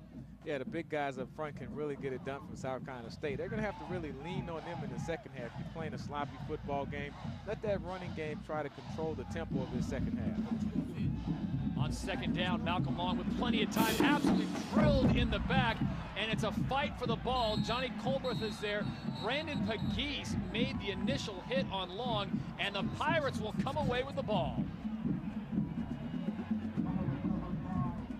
Yeah, and Colbert, I mean, he's a good one. This guy is good, athletic, but Pegues is coming around the corner. He's a stud also, and he turns the corner, and this is what you want, the sack with the forced fumble. Then you're able to beat Big Colbert back to the football to get the recovery for the Hampton Pirates. Darius Collins comes up with the ball for the Pirates, so another turnover for South Carolina State. And that would be a more exciting game if that were the score, 3-3, but unfortunately it is 3-3 in turnovers. 6 turnovers really in a half of football. And Hampton now finds himself with terrific field position at the Bulldog 37.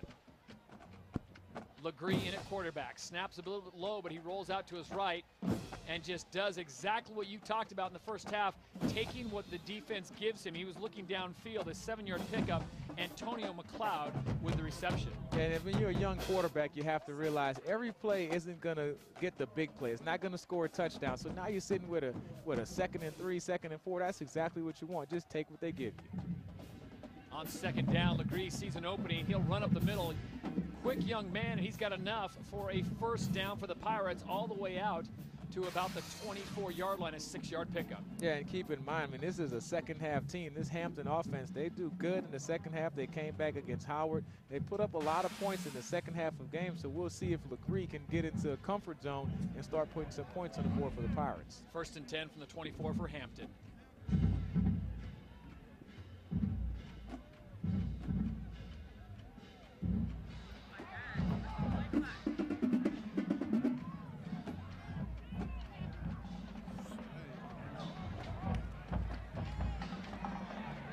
Good running by Antonio McLeod, but he's cut down, picks up no yardage on that one. A great play from number 56, Julius Wilkerson, the senior from Gaffney, South Carolina, a team captain and a 2009 All-MEAC second-team player.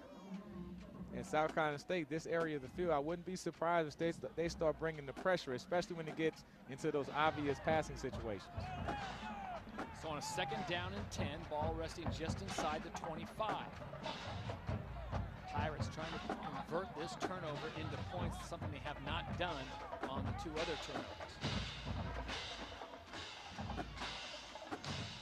Legree with time steps up into the pocket, has a seam, gets away from the first tackler. Second tackler finally driven out of bounds at the 16-yard line, an 8-yard pickup for the Pirates. South Carolina State once again bringing the pressure. LeGree is able to make plays with his legs. They had the sack. They had people in position to get him down, but he's able to step up, tuck the ball away, and still get some positive yards off of a play which didn't have anything going for it.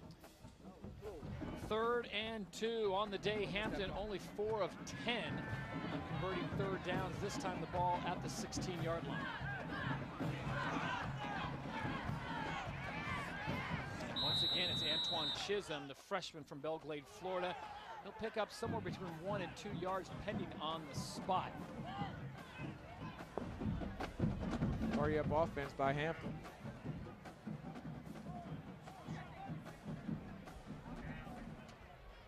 So the mark shows a 1st down for the Pirates, just enough yardage to keep the drive alive. And the Pirates now inside the red zone. We'll see if they can convert this to points, trailing by 7 here in Orangeburg.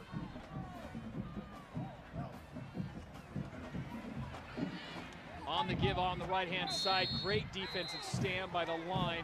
Antoine Chisholm picks up no yards. Pat Washington, David Irby, Ronell Ferguson all in there to lead the charge.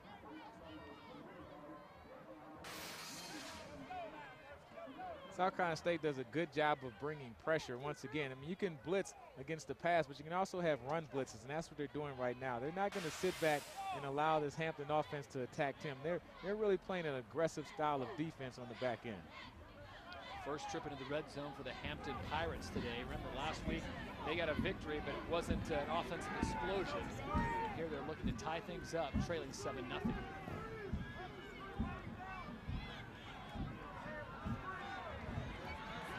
2nd and 10, pressure coming. LeGree splits the defense, goes up the middle, has room to run, and he'll be tackled down at about the 2-yard line. Donovan Richard finally able to wrestle him down, but not before a 12-yard pickup for the Pirates and a 1st down. Yeah, same thing. You hear South Carolina State's bringing pressure, but they don't get the pressure in the face of the quarterback. He's able to step up. No one's there with the man coverage behind it. He has some running room. So it's 1st and goal for Hampton. Low snap and the handoff. At the point of attack, Antoine Chisholm, before he could even take a step with the ball, he was met by David Irby and Marquise Parks.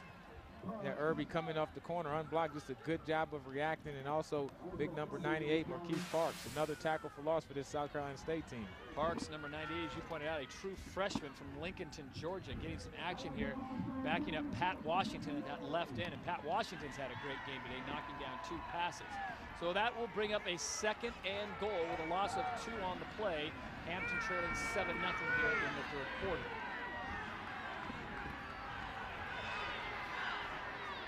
Have to expect South Carolina State to bring pressure. LeGree rolling to his right, this time looking, throws out of the back of the end zone. Great coverage. Yari King was locked up with the receiver that he was looking for. Deary McCain out in the end zone on the right-hand side, and LeGree had nothing to do but to throw it away. Good quarterback pressure coming from number 43, Joe Council, the senior from Walterville, South Carolina. Yeah, Hampton wanted to get the rollout. Good job of containing the play from South Carolina State. You keep LeGree boxed up in the pocket, and then you cover on the back end. He doesn't have anywhere to go with the football. Big 3rd down for the Pirates. 3rd and goal, trailing 7-0. They have got to come away with points there, Eddie.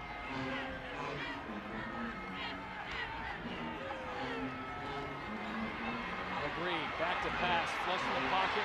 Now he's got a host of red jerseys. Does a great job of eluding. He's got room to run. And it looks like LeGree has crossed the end zone. Officials trying to get it. Yes, he does. Touchdown, Pirates. A 4-yard scamper after all that running. Finally, David LeGree, the junior from New York City, able to punch it in. Well, Todd, I'm going to have to correct you because you said Walter Payton was the only guy that could run with that ball flailing all around like a loaf of bread. And look, it's just all over the place. I mean, the ball's just out there, but he's making people miss, just dancing side to side, and no one can get a hand on him to tackle him, and he gets into the end zone. So David LeGree finally gets the Pirates on the scoreboard. 9:37 to play here in the 3rd quarter. Hernandez able to come on and punch it through, and we are all even in South Carolina. Pirates 7, Bulldogs 7. As we come back, the Bulldogs get the ball back and try to break this deadlock of 7 at homecoming weekend. you on the ground, I wouldn't want to be you either. MEAC swag, leave you out of whack. You run off the field, so you never coming back. Sorry, I'm late. Homecoming weekend in Orangeburg, South Carolina, and we are all even at 7. Hampton punching it in with 9:37 to play here in the third. And let's take a look at some of the action from halftime, brought to you by McDonald's. HBCU, here we go. See you, leave you on the ground. I wouldn't want to be you either. MEAC swag, leave you out of whack. We run you off the field, so you never coming back.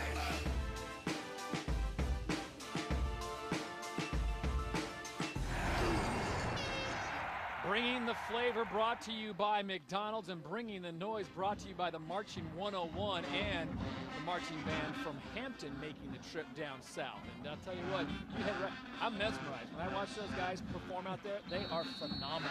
Well, it's a lot of work and time that goes into those halftime productions. Sometimes they may go past the 10-minute mark per band, but it's so entertaining the fans really enjoy it. Great job. So we're all even at 7 with 9:37 to play in the third quarter. Squib kick coming. This one will go out of bounds. Just kept in bounds, and a terrible job by Linnell Elmore. I think he thought, like I was, it was going to go out of bounds, and then when it didn't, he went to pick it up, and maybe some halftime mealage on his hand because he did not find the handle. Yeah, the ball comes and looked like it's just going to stop. Oh, that last bounce, I might have gave it one more bounce just to make sure, but at least he did just throw it out of bounds at that point. It's better than a turnover. So the ball will be placed at the 16-yard line, and that's where Buddy Hughes Bulldogs will take over, coming off the last possession in which they had a fumble. Malcolm Long hit in the back, and the ball was jarred loose, leading to Hampton's touchdown. And Derek Wiley, number 19, will be the starting quarterback. Chris Massey joins him in the backfield.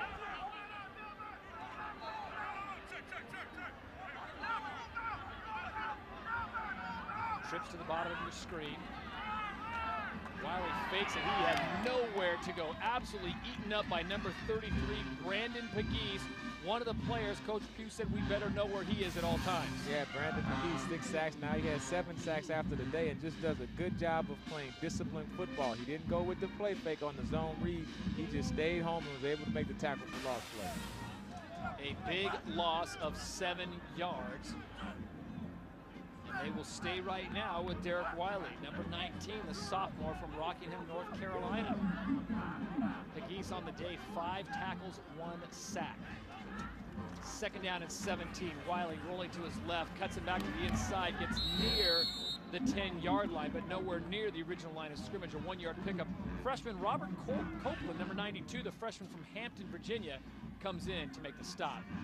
That's a big freshman. Yeah, and this Hampton defense, you can tell they're playing with more and more confidence. They pitched only gave up 6 points for the win against Norfolk State last week, and they're playing a very confident style of defense here. I wonder if they're going to bring pressure on the young man, Derek Wiley, who's in the backfield for South Carolina State. So a big 3rd and 17 for the Bulldogs as their offense has stalled here in the second half. On a design draw play, Wiley on the keeper.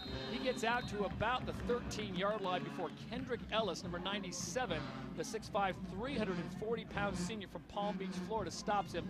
Just a 3-yard gain. So if you have to give the more inspired speech at halftime to one of the coaches, I think Donovan Rose gets the edge because his team is playing lights out. Man, you're on the same page because the momentum has definitely switched to the other sideline. I mean, the Hamptons band is playing, the defense is playing good. They're getting the sack and the forced fumble. The offense put 7 points on the board. Now we have a tied ball game, but all of the momentum is on the Hampton side of the football field. Blake Erickson from his own end zone gets out at about the 1-yard line.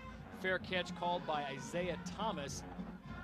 And the ball will be down at about the 38-yard line, a 46-yard punt, and that's where the Pirates will take over. The Pirates playing lights-out defense, and now Buddy Pugh's defense will have to do the same if they want any shot of getting a victory here at homecoming.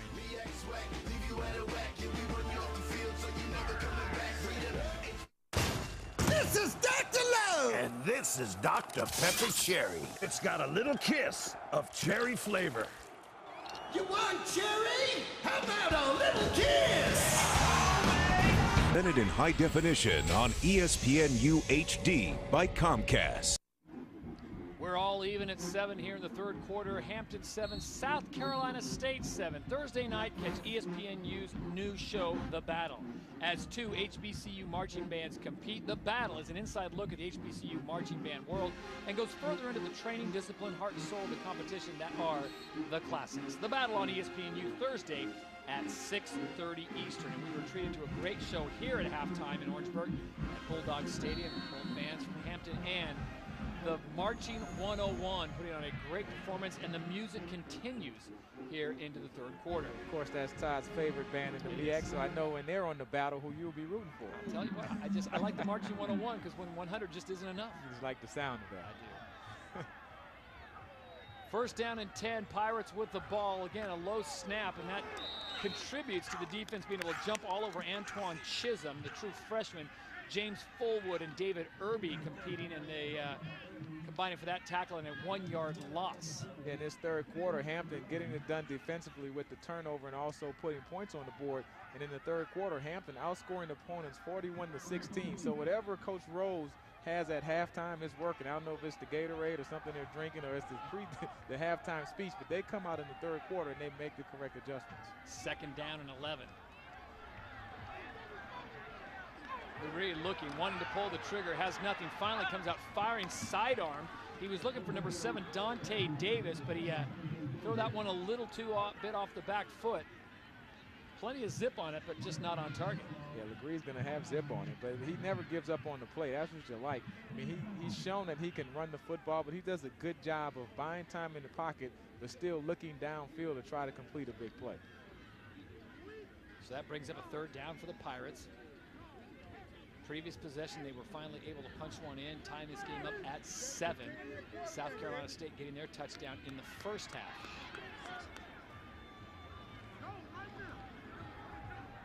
Bulldogs showing a 3-man front. And they'll bring pressure off the edge. This time Legree nowhere to go, going backwards. He'll get sacked, taken down at the 22. Ronell Ferguson, number 97, making the tackle. Good job by the Bulldogs bringing pressure. And this is a dangerous guy to tackle. You can see it takes two because they have to box him in. Good job of staying disciplined, attacking from opposite sides of the football field so he doesn't have a chance to get out of the hole. Now this kills you on field position too, Eddie, because it was third down and 11. Now it becomes fourth down and 27, a 16-yard loss for the Pirates. And Legree, he just doesn't give up on plays, which is good when he makes a big one. But sometimes you can have a negative play. Ball hits at about the 49-yard line, stays in bounds, and amazingly, Coach Pugh thought it went out of bounds at the 50. It rolls all the way back to the 32-yard line, a 46-yard punt, and it goes the way of the Pirates. So South Carolina State has it on defense, but can they correct things and get it going on offense, all even at 7? My name's Ann Lutzenkirchen. I play soccer at Winthrop University. Last year I was diagnosed with Graves' disease. It's an autoimmune disease that kind of just sneaks up on you. It really has put a bigger meaning on the game of soccer. You're out there to be a teammate, you're out there to be a leader, and you're out there to be with the people you love to be with. And if it's not fun, then what's the point? There's a lot more to soccer than just winning.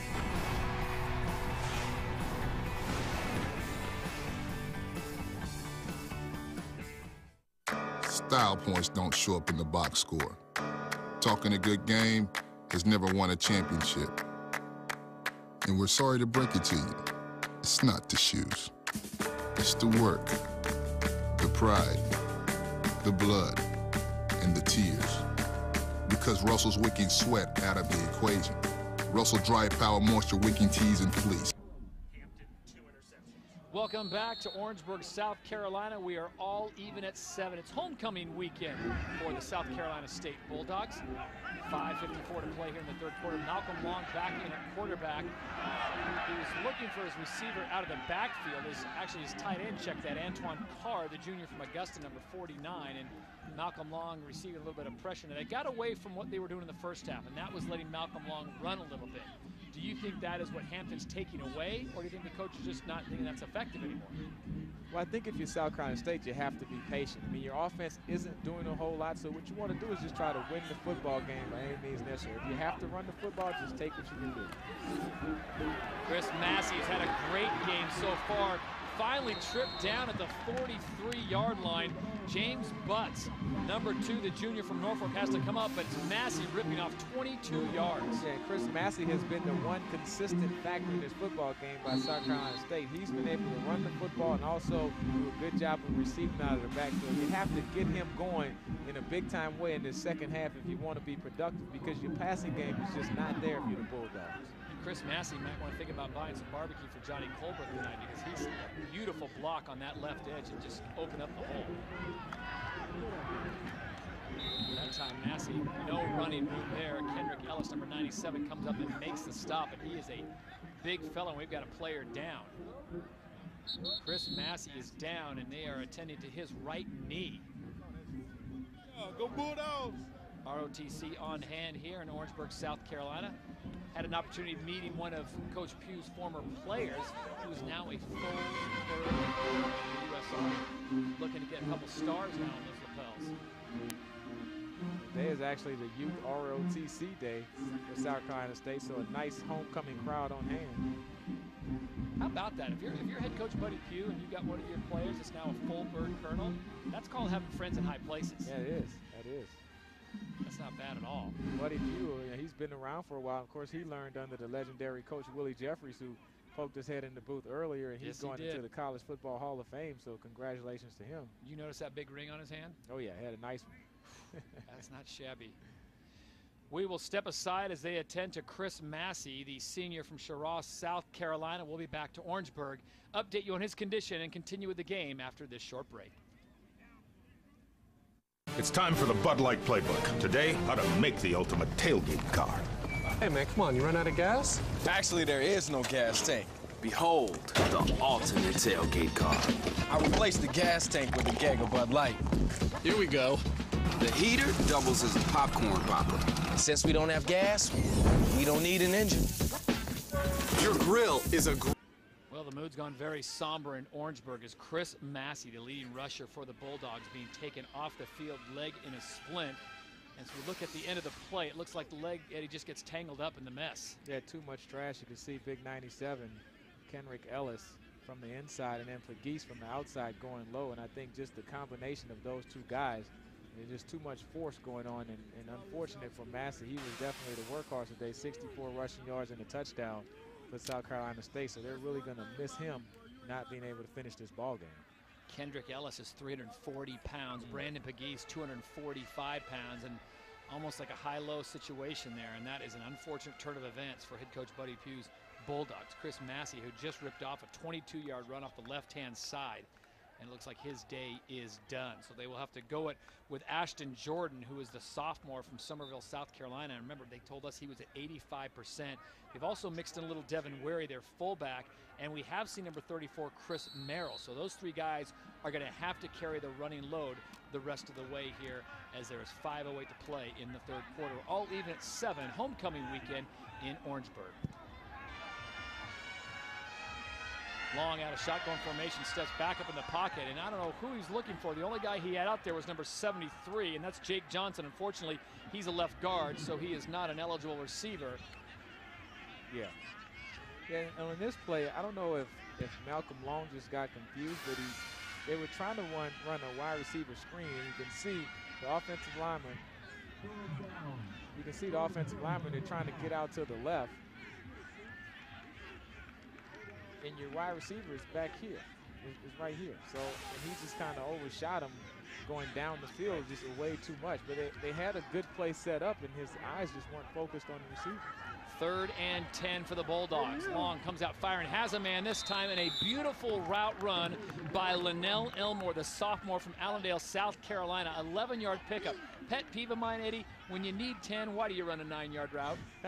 He runs an 11-yard route and picks up the first down. Yep, good job of execution by the Bulldog offense, and they're going to need some of that, especially with Massey being injured in this ball game. And Malcolm Long, this guy can throw the football, through 20 touchdowns last year. He has to get back to that. First and 10, they go back to the running game. Number 27, Devin Wary, the sophomore out of Rock Hill, South Carolina, pounds forward and picks up 4 yards, but it's a positive 4 yards, and they keep the defense of the Pirates honest with the running game. And I think that's what Buddy Pugh is going to rely on. He's going to try to put his fullback, number 27, Devin Wary, and let him be the guy. He's a bigger, stronger runner, doesn't have the speed of a Chris Massey, but a good sure-handed guy and a reliable guy, and that's what you need. Second down and 6, long with time. Has a man streaking down the middle. As you said, they were doing a little chicken fighting there. Yeah. Richard Christie was the intended receiver, but he was well covered by number 10, Romeo Pelham. And South Carolina State, you still have to pass the football and take those shots deep with Hampton. I mean, I think they feel really comfortable with matching up on the wideouts against this Bulldog offense. And you see they're going to put pressure up front, the guys in his face. Hard to put a big accurate throw up when you have guys like Big 97, Kendrick Ellis, all 6'5" of them jumping right in front of him. 3rd and 6, ball resting at the 31 of the Pirates. Malcolm Long working out of the gun. Steps up into the pocket, thinks about running it, but waited just a little too long, and the run stopper, Kendrick Ellis, helped out by Jacoby Fenner, make the stop, and it's a 2-yard loss for Malcolm Long and the Bulldogs. And that's not his strength right now. When he tucks the ball down, he's not a great runner with the football, more of an accomplished thrower. To give Hampton credit for having guys in place. You can see they put the pressure on the outside. You make the quarterback step up, and right there, 97, Kendrick Ellis coming into your picture with another big stop, also being held by 11, Jacoby Fenner. So the Bulldogs will have to punt it away. Blake Erickson, the junior from Florida, steps on. He is standing at about the 48-yard line, so he will try to pin the Pirates down deep.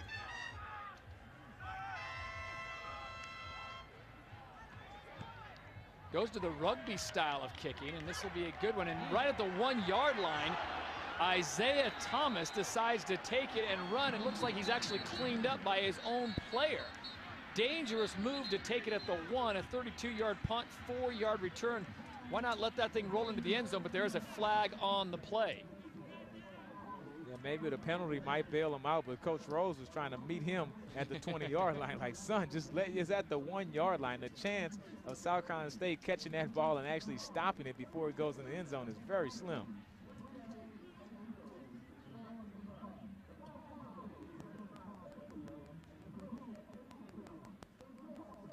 They're not bailed out by the penalty, so Hampton finds himself in a world of trouble right now, pinned deep in their own end zone, and head coach Donovan Rose cannot be happy about that. I mean, in a tight ball game, 7-7, you're on the road, things are going your way in the third quarter, you have the momentum, you can't have that type of play. There's no for 12 men on the field. They were defensive. The ball first touching. So that helps out Coach Rose to the tune of about 4 yards. Tuesday, you can see ESPNU's latest college football show, The Experts, as host Lowell Galindo, and the experts provide unfiltered conversation about the hot topics in college football. The Experts on ESPNU. That's Tuesday at 1 Eastern. And in case you can't see the live show, you can always catch the encore presentation at 7 Eastern. Well, there's a lot to talk about this week in the world of college football, namely the Oregon Ducks. Maybe the most fascinating, complex team to watch, the way they dress, the way they play the game. They absolutely destroyed UCLA, a team that went into Austin and put the wood to Longhorns. 1st and 10, ball resting just inside the 8-yard line. They'll go to the running game. Antoine Chisholm gets the call, and he'll get it out past the 10-yard line for a pickup of about 2. And if you're this South Carolina State defense, you have to step up and try to make a play. I mean, you don't have to have a turnover, but you need a good 3-and-out. You have to get good field position for your offense. They're struggling. I mean, your leading rusher is not in the ball game anymore, so you have to do a little bit more defensively to try to create a turnover or a big play to help out your offense. This would be a great time for that stellar defense of the Bulldogs to rise up, get a 3-and-out, and see if they can get their offense back on the field to generate some points. 2nd down and 8, ball at the 11 for the Pirates. David Legree takes the low snap, and once again, you gotta love the way Pat Washington, number 53, is playing today. He absolutely cuts down Antoine Chisholm for a 2-yard loss. Yeah, Pat Washington is a tough guy. He comes into this game with 8 tackles for loss, 3.5 sacks to lead the team. He's been doing it against the pass and the running. You like to see that guy who has both parts of that ball game. Look, he gets up underneath the offensive tackle. He's only 5'10", so he's low to the ground, has that leverage battle that he can win every time, and then is able to come off and still make the play. Doing battle with the right guard, Trey Folks, who goes 6'4", 300 pounds. Pat Washington get the best. This is a big third down, 3rd and 10 for the Pirates. Legree rolling out to his right. Has to pull the trigger, and that was basically just to avoid the loss of yardage. Throws it out of bounds, so the defense does their job. And once again, Mr. Pat Washington on the scene to put pressure on David Legree. Yeah, you need some guys to make some great individual plays, and that's what you're getting out of Pat Washington. Great job defensively. That's exactly what the Bulldogs needed, a good 3 and out. Now you should get good field position because your offense hasn't done a whole lot. You have to shorten that field so they can try to score. Minute 41 to play here in the 3rd quarter, all even at 7. The fans getting a bit restless here on the shady side of Bulldog Stadium, hoping that their homecoming will be successful. High snap. And Jordan Stovall does a great job of just getting that ball away, but again, it will be tremendous field position for the Bulldogs out to about the 43-yard line. That's where they'll take over a 35-yard punt. After a disappointing loss to Hawaii, just for me. Eddie, I'm telling you what. I heard you had a run-in with that cannon a couple weeks ago. It scares me out of my skin, and I know it's coming every time, and it's still, I jump like a little girl. Not ashamed to say it. Ashton Jordan gets the carry for the Bulldogs. Gets to about the line of scrimmage and not much more as Kendrick Ellis and Darius Collins are there to meet him. And Malcolm Long is going to have to do something big in the pass game. They haven't had a big pass play this whole ball game. They took a couple shots deep. I mean, you can be methodical and try to run against this Hampton team, but at some point, you have to have one of your receivers to step up and make a big play for you. 2nd down and 10 for the Bulldogs. Is now the time for Malcolm Long to unleash that arm and just let it fly down the field? Take a shot. You have to take a shot at some point. Out of the gun, flags come out. They'll blow this play dead. And you know who's not playing it dead? Darius Collins, number 96. He played right on through.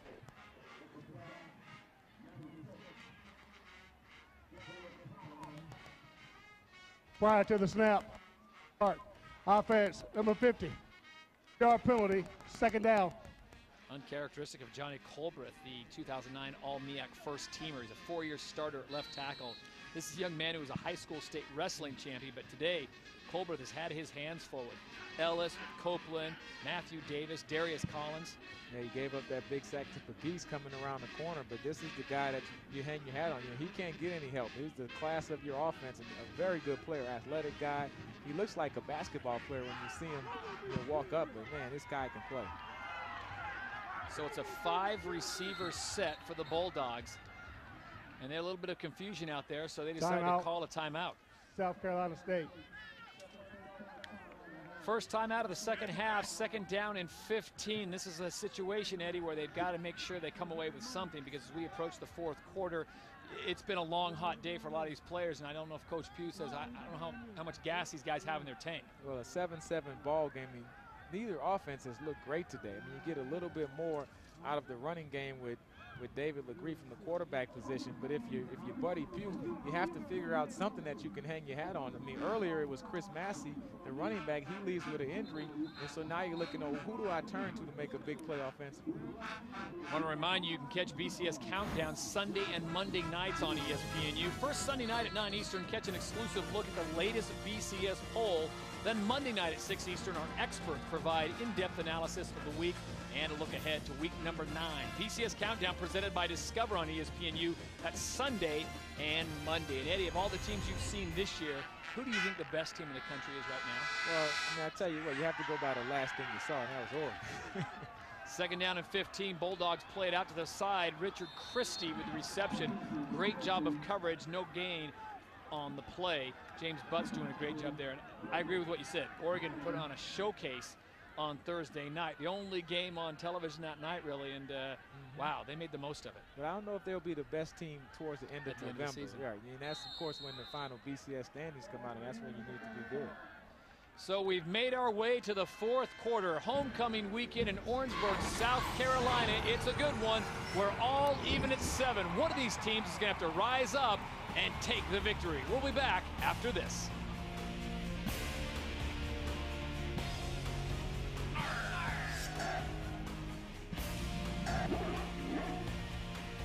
People choose. All even at 7 in Orangeburg, South Carolina, as we take a look at the game summary brought to you by State Farm. Turnovers, turnovers, and more turnovers today, Eddie. Yeah, I mean, if you like defense, this is definitely where you want to be. 3rd down and 15, Malcolm Long. Flags are coming, lots of holding in the backfield, and unfortunately Long has the reception made to his receiver number 2, the freshman Tyler McDonald, but that's all coming back. Yeah, that's going to be holding on the right tackle, Josh Harrison, and the reason I know is because the referee hit him with the flag. He threw it right at him. He was digging in his pocket trying to get that out, couldn't get it out fast enough. And that's, I mean, those offensive linemen, I mean, those guys, they work so hard. And they only get that holding. Offense, number 50, 10-yard penalty, 3rd down. Well, you got your guy, Johnny Colbert. Johnny Colbert. Let's see, now keep in mind he gave up a sack and forced fumble to Pegues earlier in the ball game. Yeah, I think that was supposed to be on 54. The 54 was the guy he threw the flag at and hit, and that was Josh Harrison. But Colbert, I mean, he's had his handful. I mean, Pegues, I mean, he has 6 sacks coming into this game. He got a sack and a forced fumble today already. Some big plays in the run game, so you got to give those guys credit. I mean, that Pirate defense, they play a good style of defense over there. 3rd down and 24. Malcolm Long flush from the pocket, has a little time, he's got to get rid of it, finally does, has the receiver, but nowhere to run as Thomas Williams is absolutely drilled before he can even take one step, and that is well short of a 1st down. Bulldogs will have to punt it away. Yeah, I mean, that's once again, man, 97. Kenrick Ellis did a good job of closing to the quarterback and tackling on the back end. I mean, this Pirate defense has come to play. They've been playing pretty good the last couple of weeks. I got to give you props, Eddie, because at the start of the game, I thought if they run a lot of east-west stuff and try to wear down Kenrick Ellis, he might have a shot. But here he is in the 4th quarter, and you said he has a high motor. He hasn't choked that governor. He is still running. Blake Erickson punting it away, short kick. And it'll go out of bounds at about the 20-yard line, and that's where Hampton will take over after a 37-yard punt. Here's the schedule for South Carolina State as we take a look at the road ahead, brought to you by Lexus. Coming up, they've got to go to Delaware State. Howard will be a very good game, and then they end up on the road for two games at Morgan State on the 11th, and then at North Carolina A&T on the 20th. And there you see the combined MEAC record, though, of those teams, 2-20. So unlike Hampton, the softer part of South Carolina State's schedule lies ahead. Yeah, this is the big game that they really need to get past. If they can get this victory today, they probably can go on a roll and get a couple of victories going down the stretch and put the pressure on Bethune-Cookman to keep winning. So on 1st down, Legree with the keeper comes out firing, has a man wide open on the far side. Dyree McCain, number 5, the junior from Norfolk, Virginia, 7-yard pickup. We take a look at the road ahead again for Hampton. It's brought to you by Lexus. They'll go to Old Dominion. Then they've got the tough game November 6th at home. Bethune-Cookman comes to town at Florida A&M. FAMU hopefully gets it worked out by then. But look at the difference. The combined MEAC record 7-2. The meat of their sandwich is ahead. Yeah, and that big game against Bethune-Cookman, who's undefeated in the MEAC. So on 2nd down, Antonio McLeod, and he is absolutely popped at the 30-yard line. A 4-yard pickup, but he is drilled by number 4, David Irby, the senior from Rock Hill, South Carolina. You know, it's hard to say which one of these South Carolina State linebackers are the best because all 4 of them play extremely well. They run, they hit well. Irby is one of the captains along with Julius Wilkerson. They all get to the football with a bad attitude. 1st and 10 for the Pirates.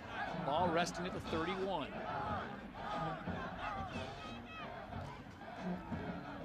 Pressure coming off the edges, and as you pointed out, doing a great job. Antonio McLeod picks up 3 yards. Donovan Richard, the junior from Georgetown, coming off the edge, making the tackle. You spent 11 years in the league, Eddie. How many of these players, these linebackers from South Carolina State, do you see getting an opportunity to play on Sunday? I really like Donovan Richard. I mean, this is a guy that has the lead the team in tackles and sacks, and also Irby. He's kind of an undersized guy, but you kind of like their motor. So you say, you know, a guy with that type of speed and aggressiveness and can tackle well. You also look at the special teams opportunity with playing at the next level. 2nd down and 7 for Hampton. Big drive here with 12:20 to play in the ball game. Hampton looking to stay undefeated in the MEAC, which would set up a great game with Bethune-Cookman. McGree has a man, fires, first man misses. Isaiah Thomas with the reception, the junior from Washington, D.C., and he'll pick up 5 more yards for the Pirates. And Hampton, of course, with McGree and that strong arm, they've been really working these sideline routes. I mean, they see something out there, they do a good job of throwing on the edge, try to make the first person miss, and you never know if you can get a good play. Good job by South Carolina State on that play, tackling defensively. 3rd down and 2. McGree with the read, pitch out option, has his man out there, but the Bulldogs do a great job. It looked like Antoine Chisholm was going to have the opportunity to get upfield, but number 4, David Irby, a team captain, there to make the stop. Yeah, not a lot of option today, but here they come around the edge. Good job of one guy taking the quarterback, and their number 4, once again, David Irby, one of the captains, running the lane and making the play in the open field.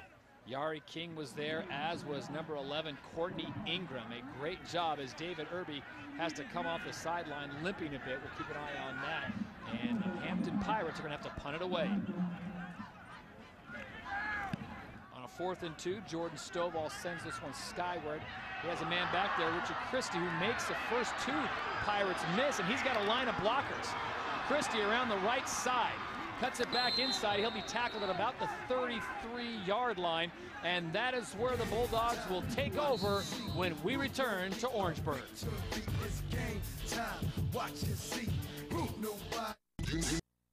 Back in Orangeburg, all even at 7 with 10:50 to play in the ball game. Well, here's the ESPNU Campus Connection, a program designed to get the pulse of the campus through student-generated content.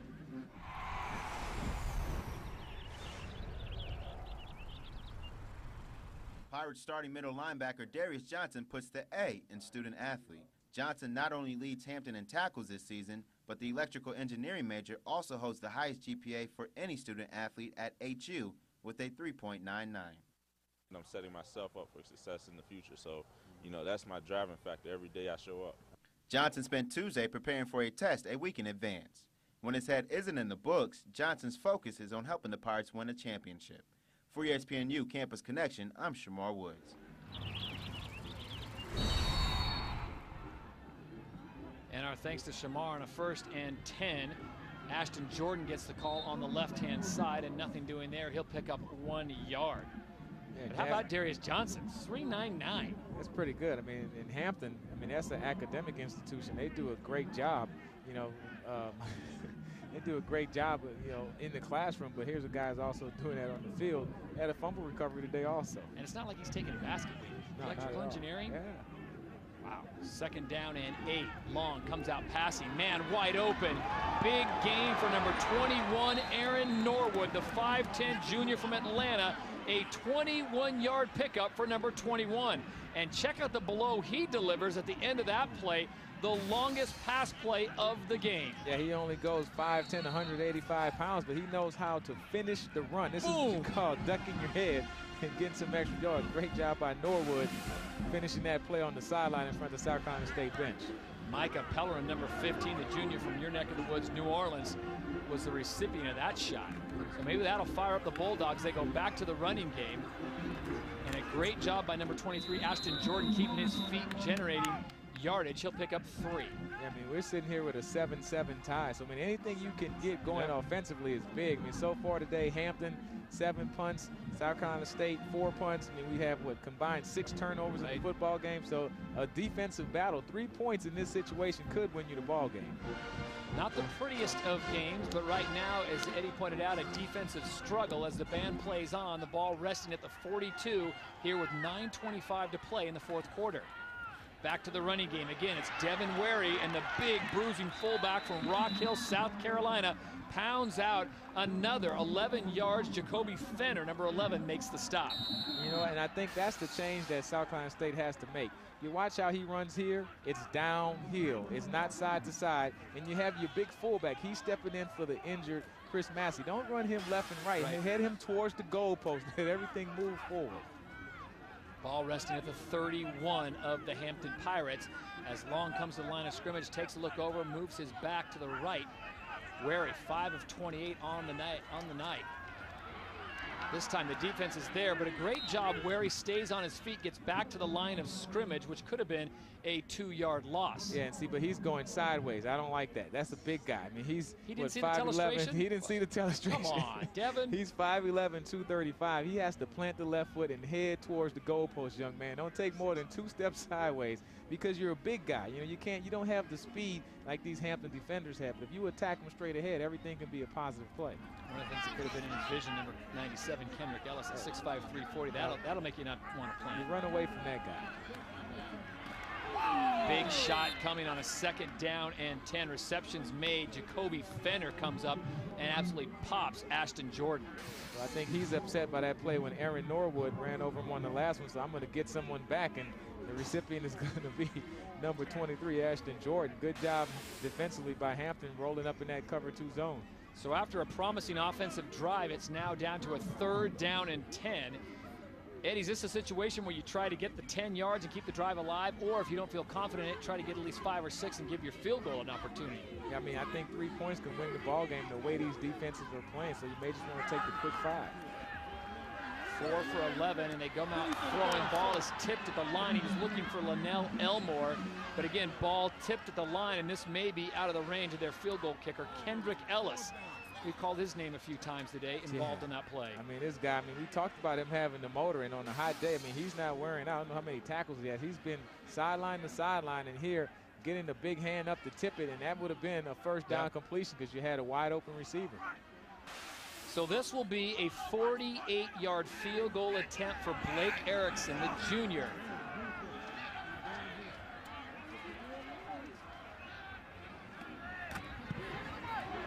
Got enough leg, and just over the crossbar.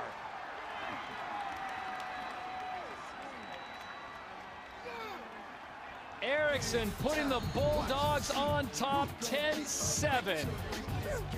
Career long for Erickson, and a timely kick indeed.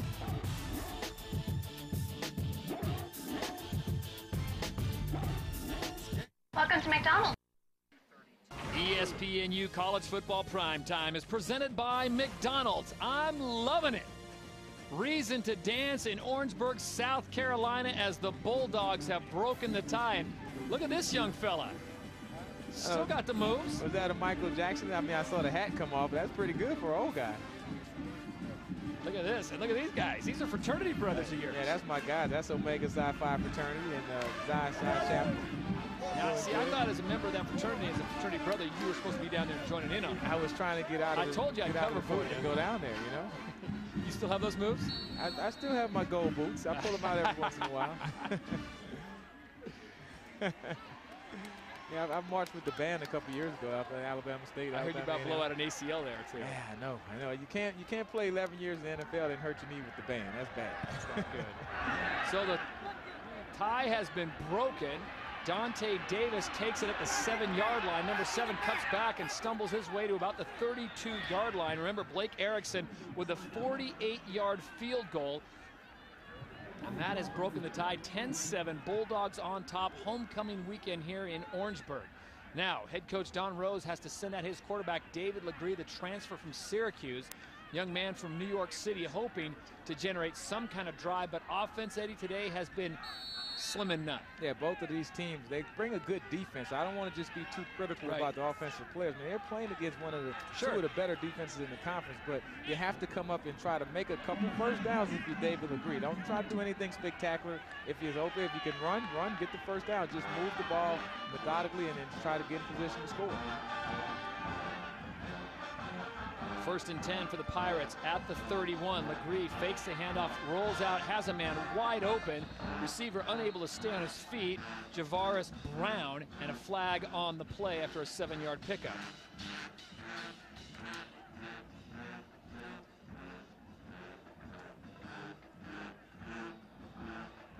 And that holding call is going to go against the Bulldogs.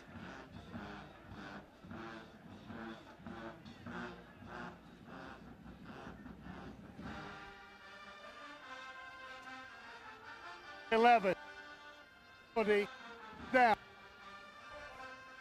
Courtney Ingram, number 11, called for the infraction there, and so that will give the boost to the Pirates. Interesting, though, rushing yards. If Hampton's going to get the comeback and complete it tonight, they're going to have to do it probably by way of the air, because for rushing, they have been anemic. 28 yards total rushing yards tonight to South Carolina State's 117. Yeah, I mean, this South Carolina State defense have done a good job stopping them. I mean, those linebackers are really getting involved. They've been playing a lot of three-man fronts, so only 3 D linemen, but those 4 linebackers have been very active the entire day. So that will bring up a first down, 1st and 10 for Hampton. Ball resting now at the 42. Legree with a quick throw out to the right-hand side, has a man once again, and it's Brown who gets out across the 46-yard line, a 6-yard pickup as the clock continues to roll. 6:35, and Eddie, neither of these teams are really quick strike offenses, so you got to think you got this possession and maybe one more if your defense can get a quick 3 and out. Yeah, if you're Hampton, I mean, once you cross the 50-yard line, it's probably 4 down territory. You're going to have to, spend all your marbles right now and try to score. 2nd down and 4, ball at the 48. Flags come out. And the linesman. False start. Offense. 5-yard penalty. Main 2nd down. We didn't hear who the guilty party was, and lucky for him, hopefully the coach didn't either, because that is going to just kill drives. 2nd down and 9. Legree back to pass, looking off to his left, now right, comes back, flags come out, has a receiver. He's knocked out of bounds at about the 38-yard line, and once again it's number 14, the sophomore from Macon, Georgia, Javaris Brown. 18-yard pickup, and hold that, there is another flag.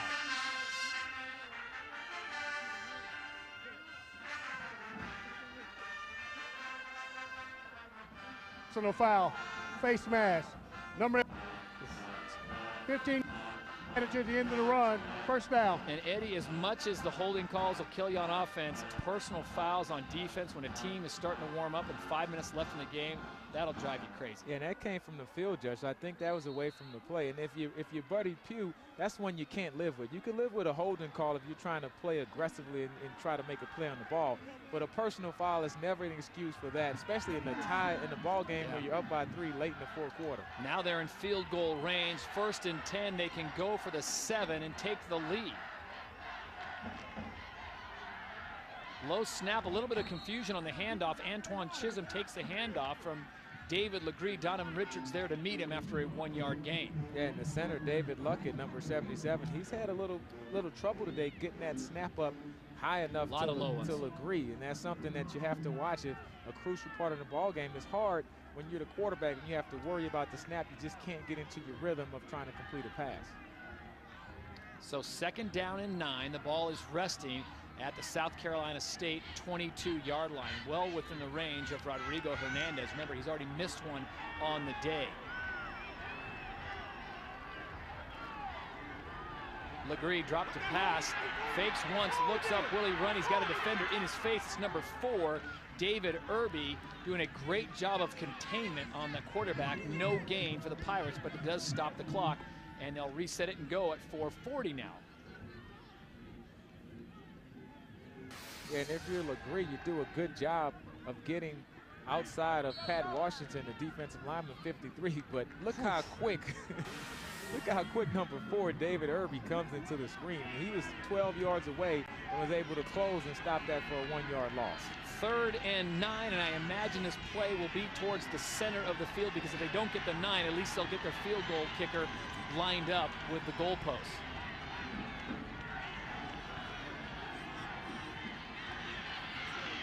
Legree with time, flushed out of the pocket. He's going to keep this one, gets a block, and again, it's David Irby comes flying up and stops what could have been easily a 1st down to just a 3-yard pickup. Yeah, great job. I mean, Legree, he actually had a running back who was right there ready to throw a block, but he just couldn't get the block thrown. And give credit to, once again, number 4, as he comes here. He missed that block. You see, once he misses that block, that's just a great individual effort by number 4, David Irby. But they had a position, a guy in there, he just could not make the play. David Irby's too fast. This will be a 37-yarder for Hernandez. His long is 36. Oh, the snap, the hold, everything is botched. Rodrigo Hernandez ends up on the seat of his britches, and the ball is kicked into the line. Bulldogs take over at the 20. 3:14 to play, and the South Carolina State defense rises up this time in the form of special teams.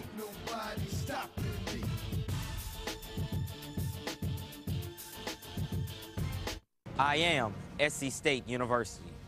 I am SC State University. I am SC State University. We are SC State University. Yo represento a la Universidad del Estado de Carolina del Sur. I am SC State University. I am SC State University. 10-7 Bulldogs on top, 3:14 to play. You are watching ESPNU College Football Primetime presented by McDonald's. All right, let's go back and look at the special teams. Yeah, you have a young field goal kicker here, but look at that bad snap. I mean, that thing is just sitting there. It's on the ground sideways. He couldn't pick it up and get it straightened out. He's only made one field goal kick on the year, and Coach Rose knows points are at a premium. And you really need that field goal to try to tie this ball game up because you don't have that many more chances offensively if you're Hampton. Wide receiver Isaiah Thomas was on the hold. Devin Worry now checking into the game at the lone tailback position. Hold on to the ball, flags come out. It's a good time to let you know that the attendance today here at Bulldog Stadium, just over 22,000. So the folks turning out. Start. Offense. 5 yards. And that's not the way to run the clock out, Eddie. Not at all, but look at a great homecoming crowd. Yeah. I mean, there's nothing more you need today if you're South Carolina State than a victory to get back into this MEAC race. The last time the Bulldogs have lost 2 in a row at home, man, go figure that one out. Great atmosphere in Orangeburg, a great campus, great student life, one of the best sports information directors in the business, bar none, and Mr. Bill Hamilton. Our thanks to him for doing such a great job all year for us. This is a big first down and 15. Long comes out firing, and that ball is nearly picked off. Ricardo Silva read it all the way, and give credit to the wide receiver for breaking that up, because that could have been not only an interception, but that could have been a pick six. That could have been a pick six in the ball game. And man, Ricardo Silva, what a great break on the football. I mean, he throws it out, and this is a fight. And he almost got that interception. Aaron Norwood was the intended receiver, and Norwood does a great job of just getting his hands in there. Otherwise, I think Ricardo Silva is to the house. Remember, Chris Massey, their featured tailback, is out with an injured leg, so that leaves them Ashton Jordan, who's at 85%, and the tailback, Devin Worry, who we're seeing here. But this is more like the play you think you should be seeing from the Bulldogs. Yeah, you have to. You just have to go downhill with Devin Worry. He's more of a fullback type of guy, but he's a strong physical runner between the tackles. Get him going north and south and just get what you can get. Here you are now with a 3rd and 9. Clock has stopped, and Hampton still has 3 timeouts. And they take one of their 3, so now Hampton down to 2 timeouts, but under 3 minutes to play, and a big 3rd down and 9.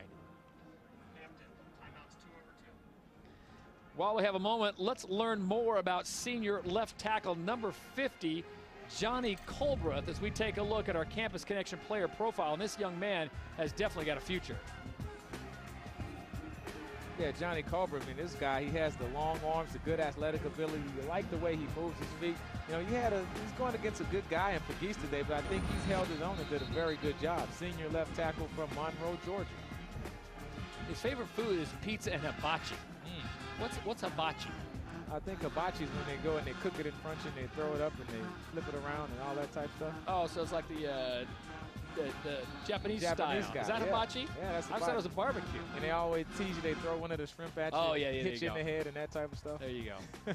You're thinking of a little Benihana action. There we go. Okay. There we go. Well, he goes by the nickname of Superman, and right now, head coach Buddy Pugh is going to need him to be super on that left side, because they need 9 yards to keep this drive alive, or they're going to have to punt the ball away with 3 minutes to play, 2:58. On 3rd and 9, long back to pass, has time, throws it across the middle. Great defensive stand. Jacoby Fenner with terrific coverage. And just like that, after they missed the 38-yard field goal, totally botched the special teams play, Hampton's going to get the ball back with about 2:50 to go and 2 timeouts. Yeah, not a very good day for Malcolm Long. Not able to really set his feet. And this Hampton's defense, they've done a good job of putting pressure on him, containing him in the pocket. and he hasn't had a lot of good things going on the day. You know, 1 interception and 110 yards passing.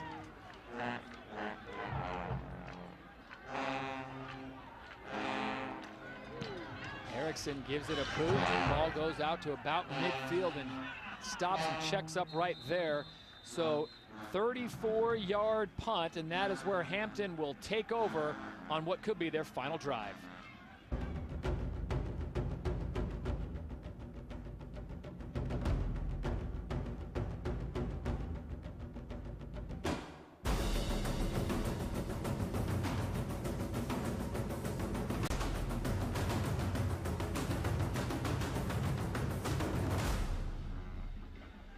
Kentucky versus Mississippi State next week on ESPNU. That will lead into our game out west in Reno, Nevada, and Utah State. 2 programs doing very well this year. Kentucky, Mississippi State having some success, and this is first down. Quarterback David Legree, number 8, on the keeper, a 4-yard pickup. Remember, they've got 2 timeouts. Clock continues to run. But I got to think with the way their field goal unit has been operating today, they're going to want the touchdown. Yeah, you got to be thinking touchdowns. Legree has thrown for 116 yards today. No touchdown and 1 interception, but he's done a lot running the football. So you have to rush him in a controlled manner if you're South Carolina State, because he can run the football.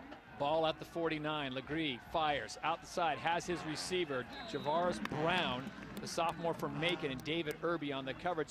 3-yard pickup, and the clock continues to roll. And if I'm Hampton, I may start working the left side of the field, because that number 4, that little David Irby kid, he's not missing any tackles over there. He's doing a great job on the perimeter of that defense with South Carolina State. Under 2 minutes to play. This is a big 3rd and 4 for the Pirates.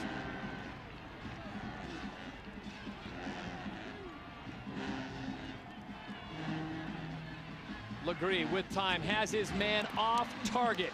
Dante Davis was the intended receiver, was unable to get the ball to him. And that's when Legree just has to slow down and not rush. He has to set his feet and throw a good pass. The guy was open. He had a good route. He had enough for the first down. Just take your time and complete the pass. Christian Thompson, number 33, the transfer from Auburn, was on the coverage, so it comes down to this.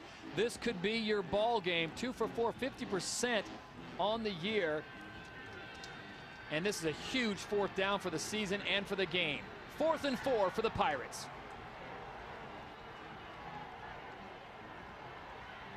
Legree looking, and he's going to be nowhere near the first down. Julius Wilkerson, number 56, with the 1-yard loss.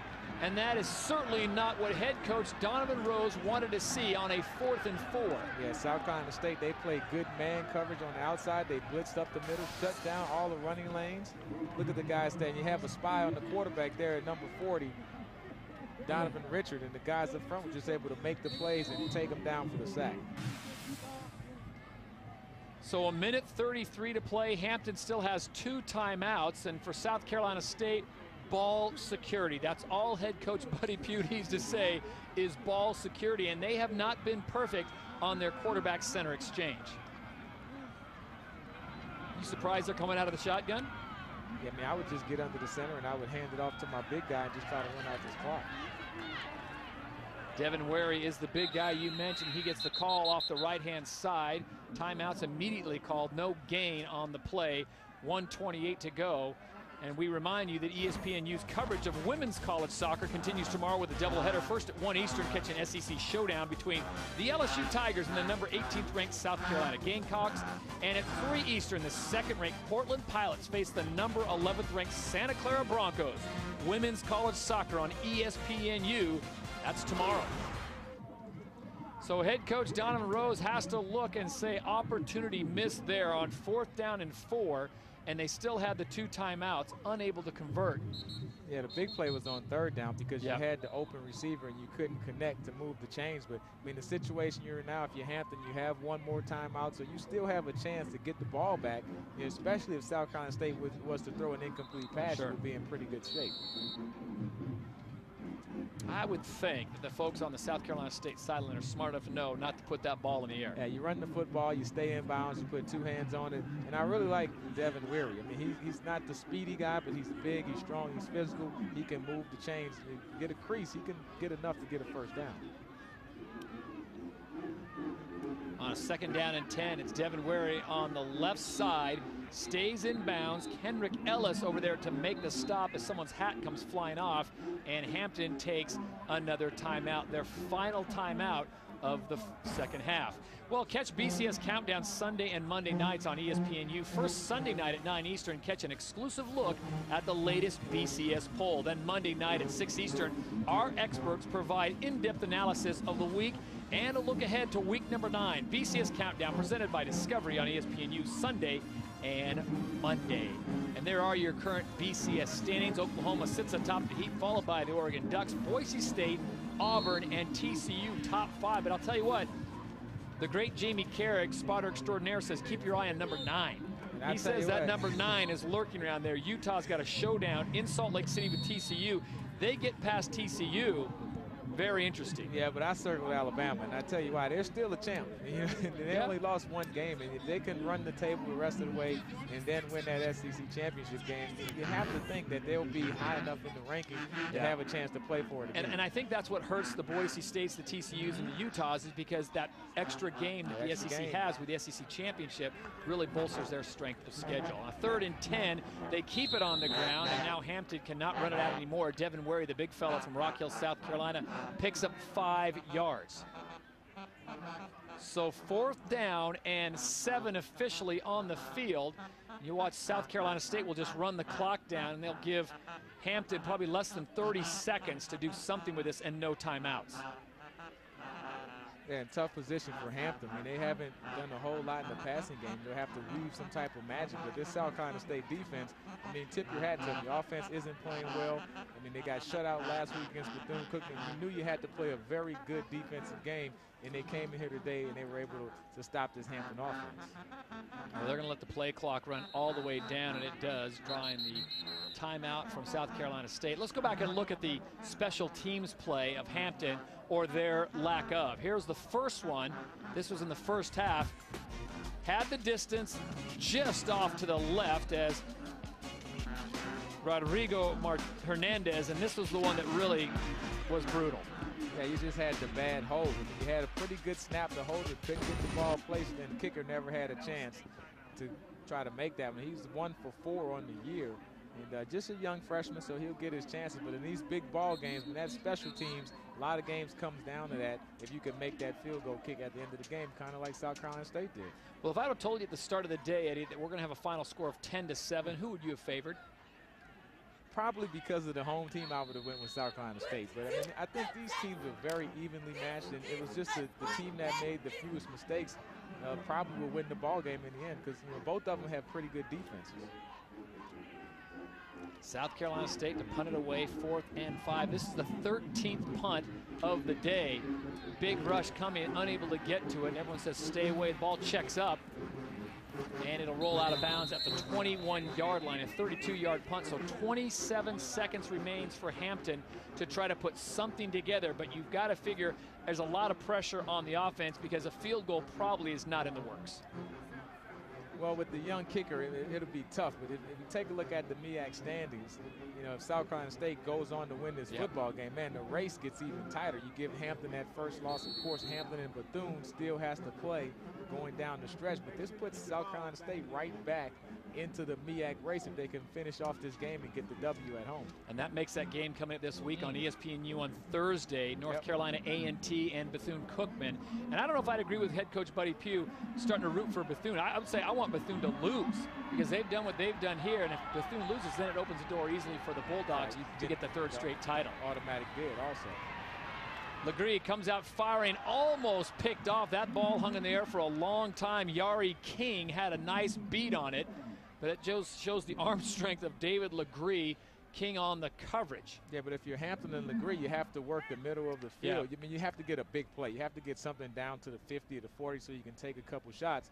And keep in mind, in college, the clock will stop, so you'll have enough time even though you don't have the timeouts. No timeouts for the Pirates. Down 10-7 with 21 seconds remaining. 2nd down and 10 from the 21. Bulldogs showing pressure off the edge. Pass is completed down to the middle, cutting it back. It's Dante Davis, but he's only out to about the 31. It's good enough for a first down. Clock will stop. They'll reset the chains, and then they fire it back up. Legree.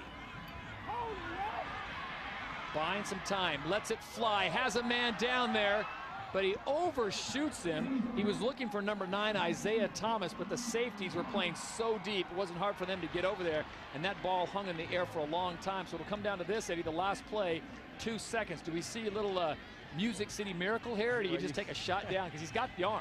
Well, either that or you just complete a short pass around the 50-yard line and you start the old hook and ladder and try to, you know, lateral it back. But this is a tough one to roll if you're Hampton at this point. South Carolina State just needs to stay deep, knock it down, don't try to catch the interception, get out of here with a victory. South Carolina State will burn their last time out, make sure that everyone is on the same page. They've got Dominique Ellis, their strong safety, playing about 50 yards off the line of scrimmage. Log on to facebook.com/ESPNU today and become a fan. We want to know this question.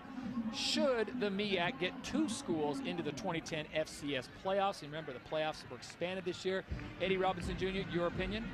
Well, I think if that second school is good enough to get a at-large bid, I think so. If South Carolina State wins out the rest of their season, and also Bethune-Cookman does the same, I think you have a really good argument for one of them getting the automatic bid in Bethune or South Carolina State, and then the other one getting the at-large bid.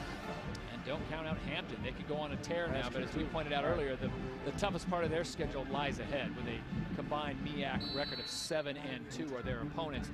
For South Carolina State, the easier part of their schedule, they've already gone to FAMU, they've got Hampton, they've already taken on Bethune-Cookman, and that will be their loss right now on their record in conference. And that would be their argument. If they only have one loss to the conference champion, you know, you think that you still have a chance to get into the playoffs. So the final play of the game, barring a defensive infraction, is here at the 31. Legree back to pass. He's going to get pressure. He's going to look up, does not want to cross the line of scrimmage. He's going to run some circles here. He's got some blockers, and he is going to be tackled justly by number 40, Donovan Richard, who head coach Buddy Pugh told us might be the best player on the team.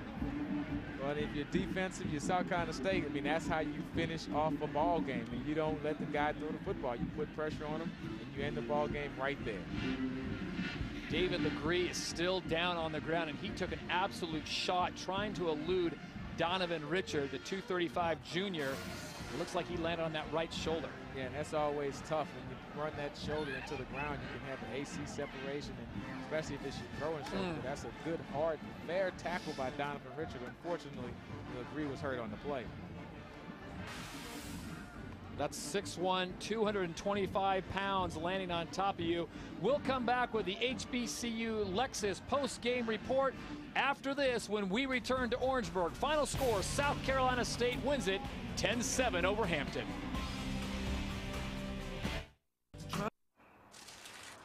Final score 10-7 as we take a look at the Lexus HBCU post-game report. And tell you what, you cannot leave points on the board, and that's the case for Hampton as we see David Legree getting up injured on the final play of the game. 10-7 our final score, but when you have 6 points left by special teams in a game this tight, it's very difficult to come away with a win. I mean, it was a tough assignment. You have a young freshman kicker, but still you have to make one of those kicks. The second time they just didn't get a good snap in the hole, but that was definitely the difference in the ball game. First field goal coming in the first half, the attempt by Hernandez, and this one he had the distance, just pushed it left. But this was the big one. Yeah, you're down by 3, you're in scoring position, you had a bad snap, the holder couldn't get it down there. Coach Rose shows his disappointment, and he came into the game 1 out of 3, and he missed those 2. If he could have made one of them, you at least have a 10-10 tie. But I got to give a lot of credit, though, to the Bulldog defense today.